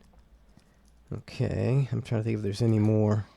There's definitely more. I know there's more. I just can't think of them. I'm going to imagine Raphael had to have killed himself by now. there's the people that have and the people that maybe. If I'm the boss on the old show, I'm paying Raphael $100 a week. He got nothing. He got paid nothing. I'm paying $100 a week. And for him, for somebody like him, that makes them. I'm a paid radio star. He was a gold mine. He was great. That was a gold mine. He was great. What? Now, believe it or not, there's people listening that have no clue what we're talking about. Yeah, that's true. That's true. Raphael, on the old show that we worked on, the Cuck Show, there was an intern. He was like, what was he, 36 or something at the time? Mid-30s. And he was a hog swinger. He was a male dancer. And he was sweet as pie, man. He was a great guy. He was. He was so soft-spoken. He was so sweet. Like, you often look at these Chippendale dancers things, and you think of them being egotistical maniacs, and they're going to want to fight everybody, steroided up, whatever. This guy would be like, hey, Raphael, can you do this for me? Yeah. He was so... Yes, I can. He didn't even have a real voice. He had a whisper voice. It was a whisper voice. One time he comes into my room. It's Valentine's Day. And Bubba's making him walk around in a diaper around the belt like he's Cupid. Again, just a nice little business model. And he comes into my room. I guess I'm the guy that people would always go complain to. And they go, Manson, I got into radio to be a radio superstar. I don't think walking around in a diaper is being a star. So good. I was like, listen, Raphael. Look, man. Sometimes you got to do what you got to do, buddy. I don't know what to tell you, Raphael. He was great. Raphael. He used to talk about tying off. Tying off, yeah. Remember that? It's like when the male dancers, that sounds painful. What do? They get themselves hard, and then themselves at least semi-hard. Put a rubber band around it, and you tie it off. So that's like it's the methodology of a cock ring. Oh, is that what it does? That's where you wear a cock ring. You wear a cock ring.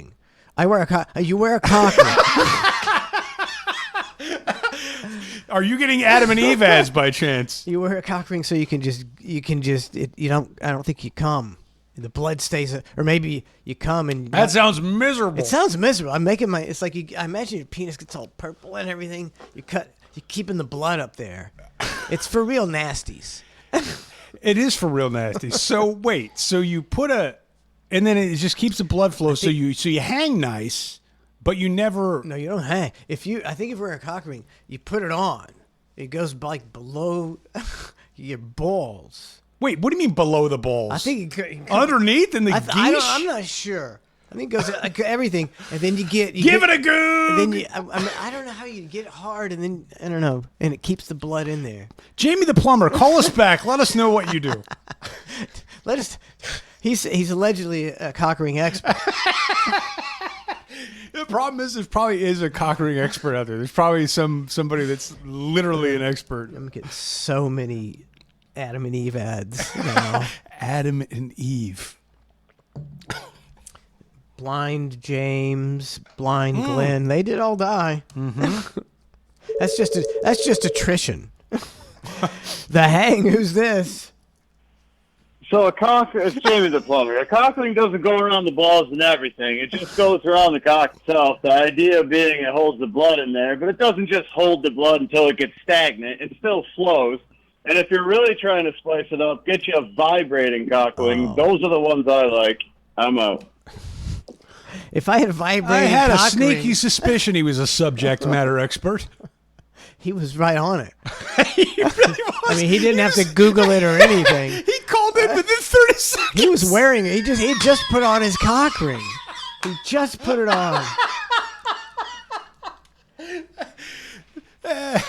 Oh my vibrating God! Cock ring. I would never even be able to. Wait, vibrate. Have sex.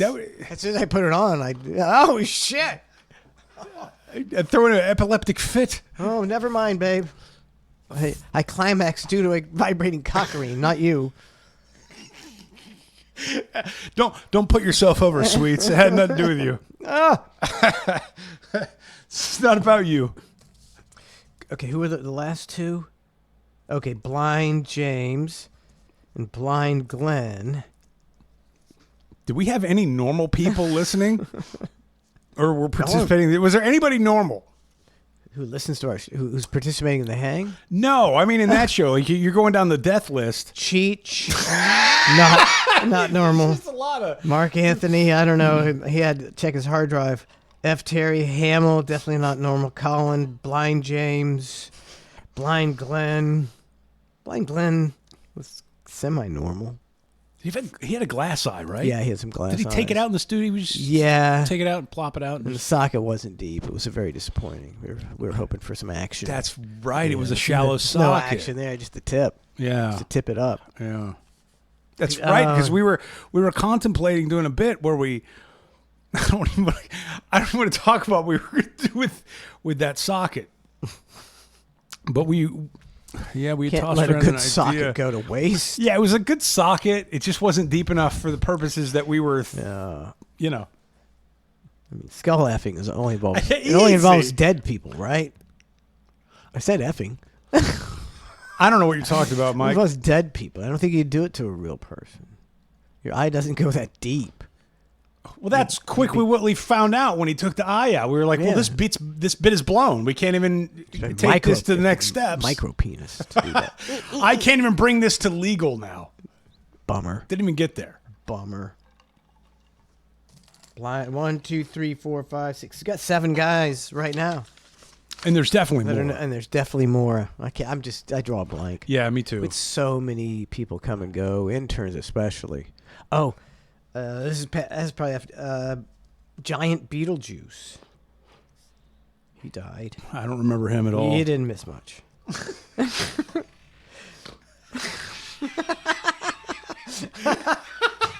Sweet eulogy. It was so weird. Okay, he was a big black guy, and he had like diabetes and a lot of health problems. He'd lumber in there. And Bubba got mad at him for taking some of the food in the cafeteria home, which was standard operating procedure. It just goes to waste anyway. And the guy, he would show up in costumes. He would have, poetry. He's trying desperately. Poetry? To get on the air. He's working a bit. Some kind of bit. He's always showing what kind of angle. And Bubba wanted nothing to do with him. It's like, a guy who's shitty, who keeps trying to be on the air, that's good radio. You got to keep that guy around and keep him shitty and keep him trying to get on the radio. Keep the shitty guy there. Then he died. Yeah, these things happen. I'm trying to take some Mike's Pizza home. Go ahead. I was thinking with the demise of Hogan, no disrespect, but it got me for some reason because they always talk about the Mount Rushmore of wrestlers. And it's like, well, who's on your Mount Rushmore? And they always is like a debate. It's like, okay, it's The Rock, it's Stone Cold, it's Hogan, it's Roman Reigns, it's Cena, all these different names, Andre the Giant, Macho Man, all the different names pop out. And it got me thinking about the Mount Rushmore of radio, of what that would look like. Is that 4? Is it 4? That was my next question. How many are there on the Mount Rushmore? I don't know. I think it's 4. Maybe. Let's make it 5. We're just going to change the Mount Rushmore? Yeah. I don't think we can. Okay, 4. I'm pretty sure it's 4. I'm going to Google it. I'm going to Google Mount Rushmore. I mean, imagine Trump's going to change Mount Rushmore. Like, he's definitely getting chiseled in there, right? Right, they're chiseling as we speak. he's building a wall while he's also chiseling his face in Mount Rushmore. He's putting another giant stone on top of Mount Rushmore, where his face is bigger than all the other presidents. There's Mount Rushmore. 4. 4. I mean, there is room in that mountain to carve. Can you name these 4 people on Mount Rushmore? Oh, dude. Chat GPT. Tell me. Okay, here we go. I'm going to start. This guy here. Can you see this guy in the corner? That would be Abraham Lincoln. You got it right. Ooh, this guy. Ooh. Can't really see him, but I'm going to go with Ulysses S. Grant. Okay. This guy. Can't really see him. I'm going Andrew Jackson. Oh, that's a good peek. And this guy. George Washington. Yes, so I know you got 2. I'm going to go with Abraham Lincoln, Teddy Roosevelt. I'm tossed up between Jackson and Jefferson on this one, but since you said Jackson, Jefferson's strong. I'm going to go with Jefferson and Washington. Good pick in the draft. Now I got to figure out who the heck is it. Let's see. Mount Rushmore. George Washington, Thomas Jefferson, Theodore Roosevelt, and Abraham Lincoln. I got them all right. I can't believe it. You got 2. I think nobody ever called me a history buff. Andrew Jackson should have been up there with that hair. Man, that guy had hair. Check out your $20 bill. That's a good-looking man right there. What's this $20 bill you speak of? I'm on stable coins, my man. I don't have any time for this $20 bill stuff. I'm on Tether. Kidding, I'm not. But okay, so we're doing Mount Rushmore of radio. Okay, yes. So top 4. Top 4. So immediately, now I wrote down a couple names. I'm going to write down mine. But I also wasn't sure how many there were on Mount Rushmore, so I think I wrote down 5. Yeah. Okay. Do you have yours written down? I've got 3.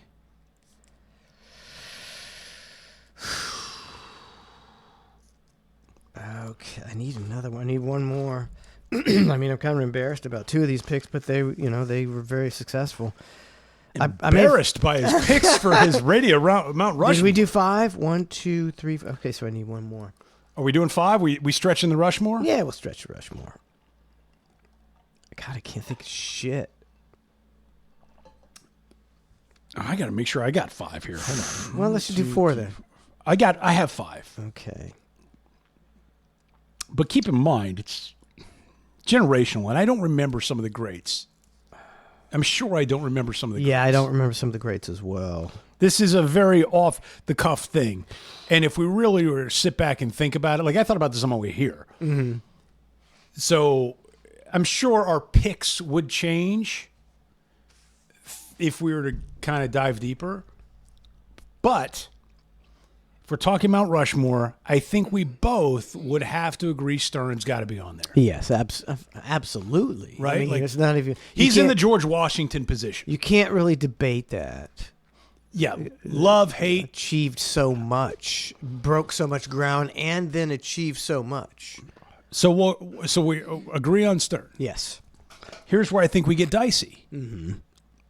My second pick in the Rushmore Uh-huh. would be Rush. Well, Rush then Limbaugh. we agree. My second pick is Rush Limbaugh as well. So far, we are on the page. And look, I mean, I used to listen to Rush Limbaugh with my dad when we would drive around in our shredding mobile before we got Cafe con Leche. and toast. And toast.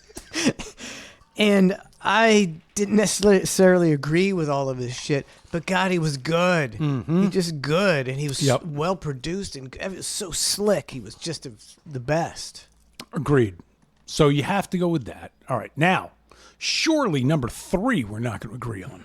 Okay. Because this is where it gets more nuanced. Mm-hmm. You want to go ahead with your 3? All right. With the third pick in the Mount Rushmore I'm sure draft. this is not on your list. Wolfman Jack. Do you know the name Wolfman Jack? I do. All right. I thought about him. I thought about him as a radio great, not on my list, only because I wasn't a listener per se. Now, I wasn't either. I respect the talents. I respect the reputation. I respect all that. So there is a respect there, but I don't have him on my Mount Rushmore simply because of I don't know the body of work. Mm-hmm. Makes sense. And the reason, I mean, I never really heard him on the radio, but he was obviously an icon because when I think I was just a little past his day, but I knew him. And he was on every. You couldn't get away from fucking Wolfman Jack, and everybody knew Wolfman Jack. So that's if you're that kind of an icon. True. In radio, that's that why different colored goatee he had. It was a gimmick. He had a thing. He had a big gimmick. He was hugely popular. Okay, who's yours? So, my third pick in the Radio Mount Rushmore draft, I'm going Phil Hendry. Okay. I would say... Was he on your top 5 at all? No. Okay. And I would say talent-wise, I agree with you, but it depends on how what you like. Like if you go like the mainstream, like Mount Rushmore appeals to mainstream America. Who's the greatest parent? You know, the average person. I don't think the average person knows who Phil Hendry is. And that's unfortunate. I didn't know who he was until late in my career. I agree with you. It's unfortunate but that they don't. talent-wise, I loved listening to his show. You got me thinking about another name now that I have to. God damn it! Now I'm throwing another one in the mix. Mm-hmm.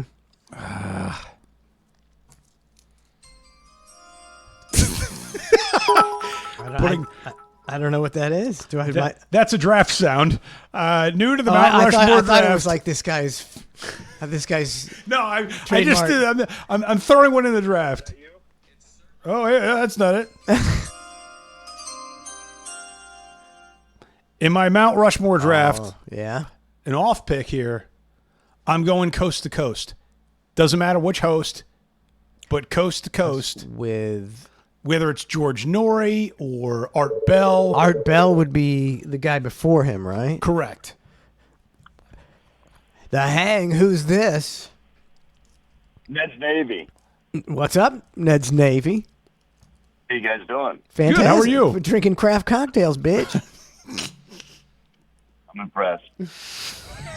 I got a packing for Casey Kasem. It's in shit! I only had 4, so I'm adding Casey Kasem as my 5th, and I think you are correct. I mean, when you talk like I was talking about Wolfman Jack, I think Casey Kasem may supersede him. Okay, I'm out. Thank you, guys. All right. Thanks, Ned Navy. Hold on, Casey Kasem. Again, that one didn't pop up in my radar. I didn't think of it. But for what he did for the industry. It is solid. I mean, everybody knows Casey Kasem. You know, everybody. Back in the day, everybody knew. Oh, Jesus, T. Christ. Everybody knows Casey Kasem. You know, everybody. The Hang, turn down your radio. Turn down your radio. What do you call it now? Turn down your phone? Paul Harvey. Oh, shoot. Hold on. I'm not going. I mean, Paul Harvey's going to bump some people back. Who is this? This is Town and Country. Town and Country. Don't you tell us who we're bumping back, buddy. Don't tell me who's on my Mount Rushmore. Rushmore. We're going to bump back some other people and place Paul Harvey on there. Hold on. So Paul Harvey in your Mount Rushmore, I get the concept, but He was more of a More of a commentator. And it was like 30 minutes at a time or 20 minutes at a time. It was segmented. There was a thing he did when I was... And that's the rest of the story. I mean, the rest of the story was something they played during commercials. And it was usually about 3... Yeah, but he had his own show, didn't he? I don't know. I never heard his own show. Counting Country, bitch. But he did talk about vacuums a lot. And now... And also, speaking of the Orek vacuum, this vacuum will suck up everything. He was a fucking penny ante huckster. He was. He was just slinging merch. And he would... merch. Although I would say he did seamless transitions because he would talk about like an earthquake, 8.8... earthquake, and then he'd go, and also my vacuum has been left to shreds. My carpet is totally clean. And then he would go, 9 killed in the Philippines. And now you know the rest of the story.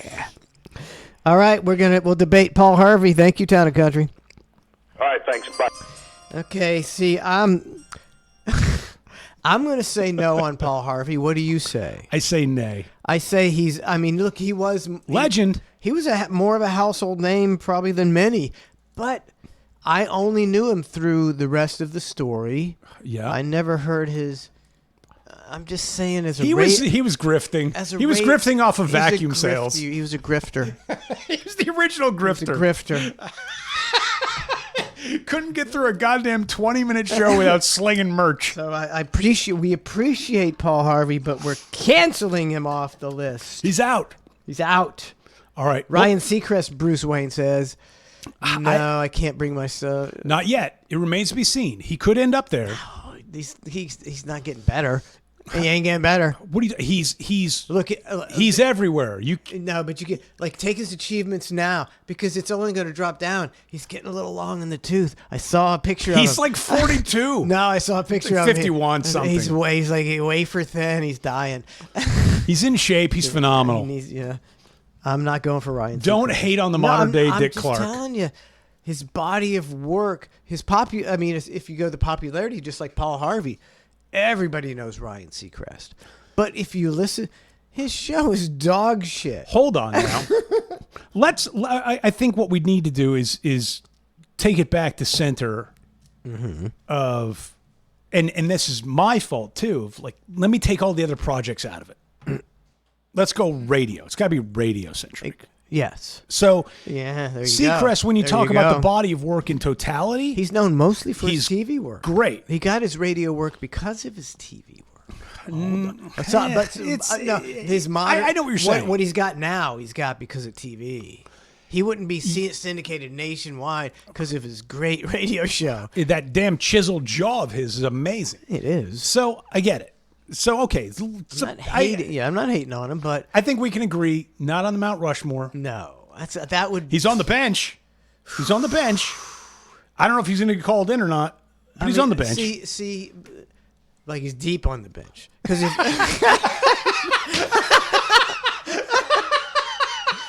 if you said, okay, so we can't put Casey Kasem, we're putting Phil Hendry up, you go, fine. Right. Brilliant, genius, radio. He deserves. But you put a Brian Seacrest, I'm like, that diminishes Mount Radio Rushmore. Come on, let's get real. Okay. So let's go back to where do we end up? I ended up with my last pick was. Who was it? Was it Rush? Or no. I threw in Coast to Coast as a late fifth. Mm-hmm. What was your? But how can you have a Mount Rushmore if you don't have a specific host? I'll go Art Bell. I'm going to say no. The guy interviewed somebody from Area 51 while the guy was freaking out, and then the guy disappeared and vanished. Like, if you didn't listen to radio overnight, you had no idea who Art Bell was. Totally agree. And nor did I I was driving into the radio station early morning hours, listening to him on the AM station going, what the hell is this? This is crazy. And I was like 18, 19 at the time. So I agree with you. It's not the most popular, widespread choice, but prolific in what it did for talk radio and conspiracies and government inaction and action. And I will give it to you because Art Bell was on my he's my alarm back when we were on the when I wake up I'd wake up to Art Bell, and sometimes I'd wake up and I'd hear some caller on or him and I'd be like, I can't stop listening to this shit. And then I'd listen to it driving in, and they talk about DMT and shit and stuff before. So we got heard of that so stuff. Art Bell. I got the Hang. Who is this? Hey, what's up, guys? It's Blind Lawrence. I got a twofer for you. Here are a couple of big ratings. Neil Rogers and Bob Lasseter. Okay. Yeah. Okay. But I will say Bob Lasseter was great. But he never achieved national success. Yeah, the impact is important. Thank you, Blind Lawrence. Good call. You can't be putting these local yokels on the Mount Rushmore, Blind Lawrence. Yeah, it's true. I mean, because every market has a local yokel. Bob Lasseter was... And he was great. He was one of the best. I would put him on Mount Rushmore if he had ever made it. He could be on my Mount Rushmore, but he's not on the mainstream Mount Rushmore. It's like Ron and Ron. They were... Amazing, fantastic. But they were before my time, so I don't know what all their content was. I've heard best ofs, I've heard things, but not enough to get a full grasp of their body of work. Same with Bob Lasseter. The thing I've appreciated about Bob Lasseter was he used to take memos off of like the station board and read them out loud. And some of those clips are on YouTube, which they're pretty awesome if you can find them. Yeah, he was. I mean, he would definitely be on my Mount Rushmore, but he was, he's happy doing his local yokel thing. Yeah, so I get okay. So let's go back. He used to do this thing when he would get frustrated with his audience. They weren't. It wouldn't. He's on this very. He gave this monologue, and then his audience isn't, appreciative and playing along. He was like, "All right, well, you know what we're gonna do? We're gonna chat with Bob," and he would just sit there and smoke a cigarette. And he hit the phone line and said, "Would you like to chat with Bob?" And all the crazies came out. It was the best shit ever. Would you like? And he'd hang up on. I used to do that. I used to. I stole it from him. I was gonna say, it's a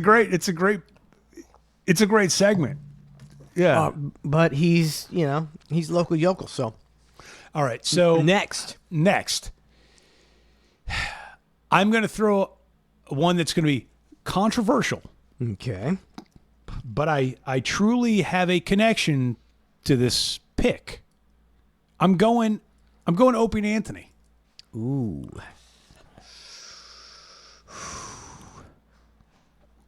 Real talk innovators. I'm saying it. It has to be recognized because Stern was one thing, O&A were another thing. I've got to put O&A up there. Now, I know that it's going to be two faces. It's very difficult on Mount Rushmore to put them up there. It'd be like the Siamese twins. Yeah. The Hang, who's this? This is Len Carr.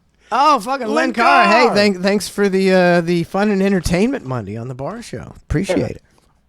Yeah, how about Dr. Ruth? Are you fucking with me, Len Carr? Or are you serious on that pick? Just throwing it out there. Putting it out there. I don't remember her from a radio perspective. I remember she had something, but I don't remember her from that. I remember her more of TV. Yeah. From my time. Where was she? I listened to her every Sunday night on the radio before I went to bed. Okay, so Len Carr would masterbate to Dr. Ruth Westheimer every Sunday night. He would masturbate to Dr. Ruth talking about masturbation. Think about that. That's a third degree of separation masturbation. In that Nazi accent she had. You will not masturbate. You will come right now. But have a good one, guys. You too, brother. Hey. See, yeah, that's the thing. I don't remember. I never heard her on the radio. And she wasn't down. She wasn't even on down here. And furthermore, I don't think a once-a-week show on the radio counts. That doesn't put you on a Mount Rushmore. If he was listening to her Sunday night, she had like a specialty show of, hey, I'm on Sunday from 8 to 10. I don't think that puts you, it doesn't qualify. All right. What about Dr. Laura? She was good. Dr. Laura. I know the name. I can't think of content off the top of my head. She was a real real stiff, real right? Super stiff. She was super stiff. Well, now we're getting into Delilah territory. I don't want to go. I only knew of her, though, late in my life, when she was finally put on down here. Was it Dr. Laura Schlesinger? Yes. Okay. And I would say she might be top 20. Yeah, I'd give her top 20. I don't know. I can see that. I don't know how popular she was. So let's go. How many have you given? I think I've given 4. My last one was O&A.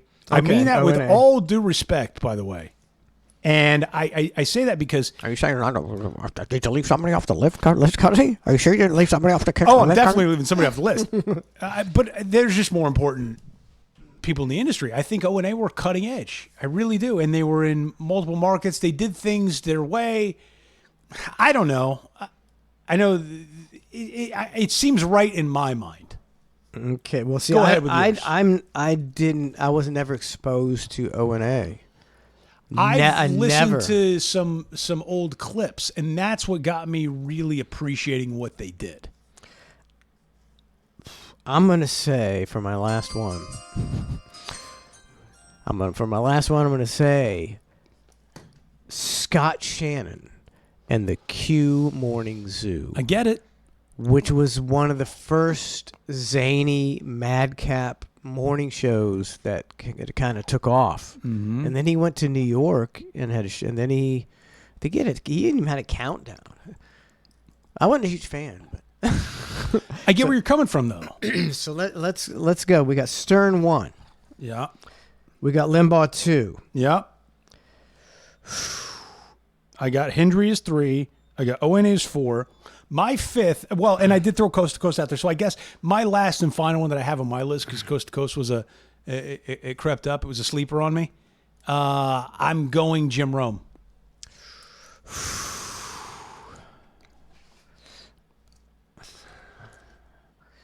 That's a pretty specific genre, which is what makes it all that much more special. The fact that he could engage his audience into what he had and still continues to do, don't get me wrong.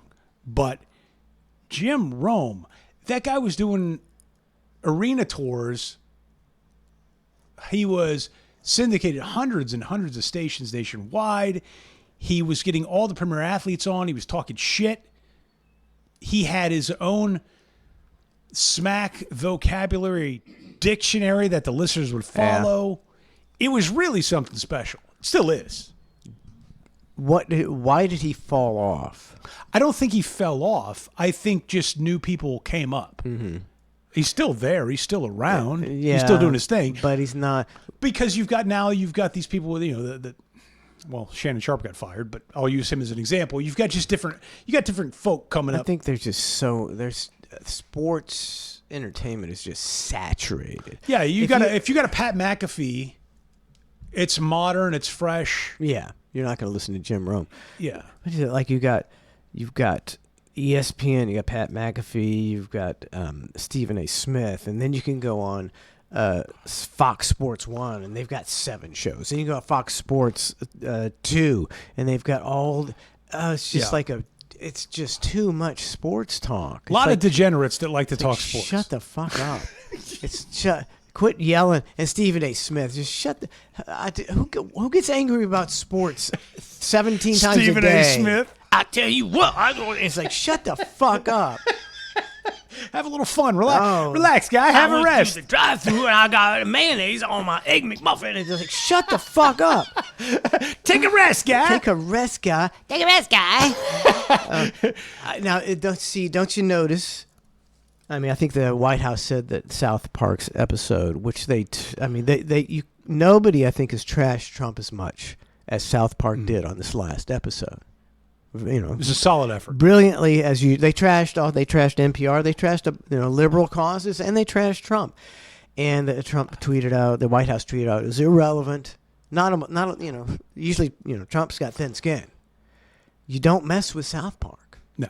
You give them a little, they're irrelevant, but you don't want to poke South Park, and nobody does, because they'll fucking own you. They'll own you. I agree with you. I would have But this is where Trump's ego gets in the way, and the White House protecting the White House. I get it. Yeah. To me, the smarter move would be to be objective about it and say, yeah, that was good. Props to them. And moving on. Here's the Trump tweet. That I don't have a small penis, but a very, very fun episode. Yeah. And people would be going, oh, my, but I think, as a president, you got to leave the penis part out. But I hear what you're saying. But yeah, say acknowledge it and say it was good. And then just go. Say something. I didn't agree with everything on the but yeah. Instead of they're going, show's been irrelevant for 20 years. It's like no. It's been relevant. It's been the most relevant show. Yeah. And for them to call it irrelevant makes them seem like a bunch of fucking boomers. They just signed a $1.5 billion deal. How relevant is that? Pretty relevant. And they scrapped the episodes they had planned to air because Paramount fucked them and delayed the opening and did an episode that seemed to be from that week. Mm-hmm. Who's doing that? Name me a sitcom that's doing episodes in 1 week. Seinfeld, he's not writing episodes in 6 days. What's the deal with Diddy? Yeah, with the airline peanuts. Yeah, he's not doing it. So you don't mess with South Park. Man, I think the craft cocktails got a hold of us, man. Oh, my God. It's already 8:02. This is the fastest hang ever. And I have to admit, we've ignored chat like we've never ignored them before. It's been. I apologize. Actually, I think I did. Apologize. I think I got a couple comments from chat. Did you? I did. I swear to God. I don't remember anything from chat. I don't think we finished our Mount Rushmore. Oh, yeah. Real quick. You owe one more. Okay, Stern, Limbaugh. Who'd you say your third? Hendry, Coast to Coast, O&A. Okay. I'm gonna give you Coast to Coast. Okay. So we got We're expanding the Rushmore. We got Stern, Limbaugh, Art Bell. Yep. I think you gotta kind of put Casey Kasem in there. Really on this Casey Kasem thing? I don't. But he's just. I don't know. I think we're gonna have to come back to this because I can't make. See, like Jim Rome. There's a lot of guys like O&A that are probably better. But if it's a Mount Rushmore, I think it has to be for everybody. That's fair. Because now you got me expanding my horizons. Now I'm thinking Loveline with Adam Carolla and Dr. Drew. I know Loveline. You know Loveline. It was a very popular show. It was amazing. And it was on FM, so it was probably more popular than all these AM, people. Again, I was just thinking about this on the way over here. So my thoughts and your thoughts, I'm springing this on you. So they're not fully formed thoughts. Yeah, me either, yeah. So we would probably have to, you're right, revisit You could actually have a whole show about this. Because the people would be saying shit and you go, oh, yeah, him. Yeah, you forget about these. And Donna, Laura Schlesinger is like, yeah, well, she's top 20. Which was weird for Donna to pipe in with the Dr. Laura. I didn't see that one coming. Oh, she loves a cunny bitch. Well, then she'll love Dave Ramsey. Dave Ramsey. I think you almost have to do a top 20, Yeah. It's so hard. Mm. Well, you're number one in my heart, Mike. Well, thank you. And if... Don't do it. Don't do it. I'm going to do it. Don't do it. I'm doing it. Don't do it. Ratings cheating. I'll tell you what. Oh, you see, now, when you you bring that up, sometimes I think, it's like, well, we were, You're tilting the top 20 scale. We're one of the greatest shows of all time. We've got the resume to prove it. Or was there ratings? But then when we got on Sirius, we fucking blew up. See, see, there should be. You could make an argument. And you're going to. That there's what's on Rushmore? Our old boss. With a bunch of people meters. Ned and a bunch of people meters. No, our old boss, Ned, Spice, Manson, and unfortunately Hatley.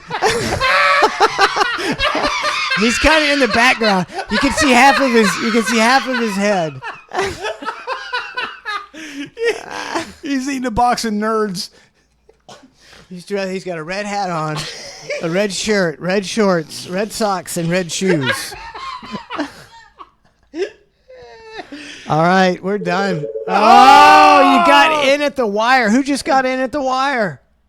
This is Town and Country. I'm just calling to let you know that Tucson chick sent you a picture on Facebook. Of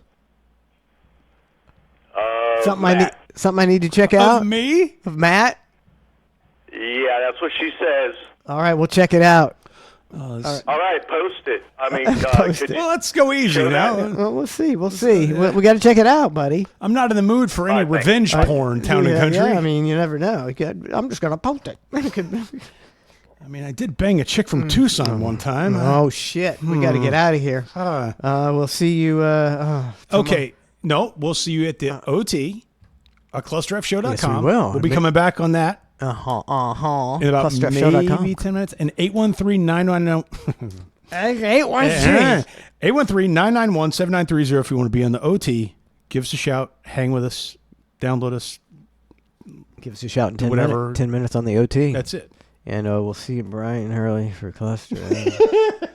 After all these crap cocktails. At 8 o'clock. And the Mike and Jerry show as well. Hot damn. Thanks so much for tuning in. See ya. See ya.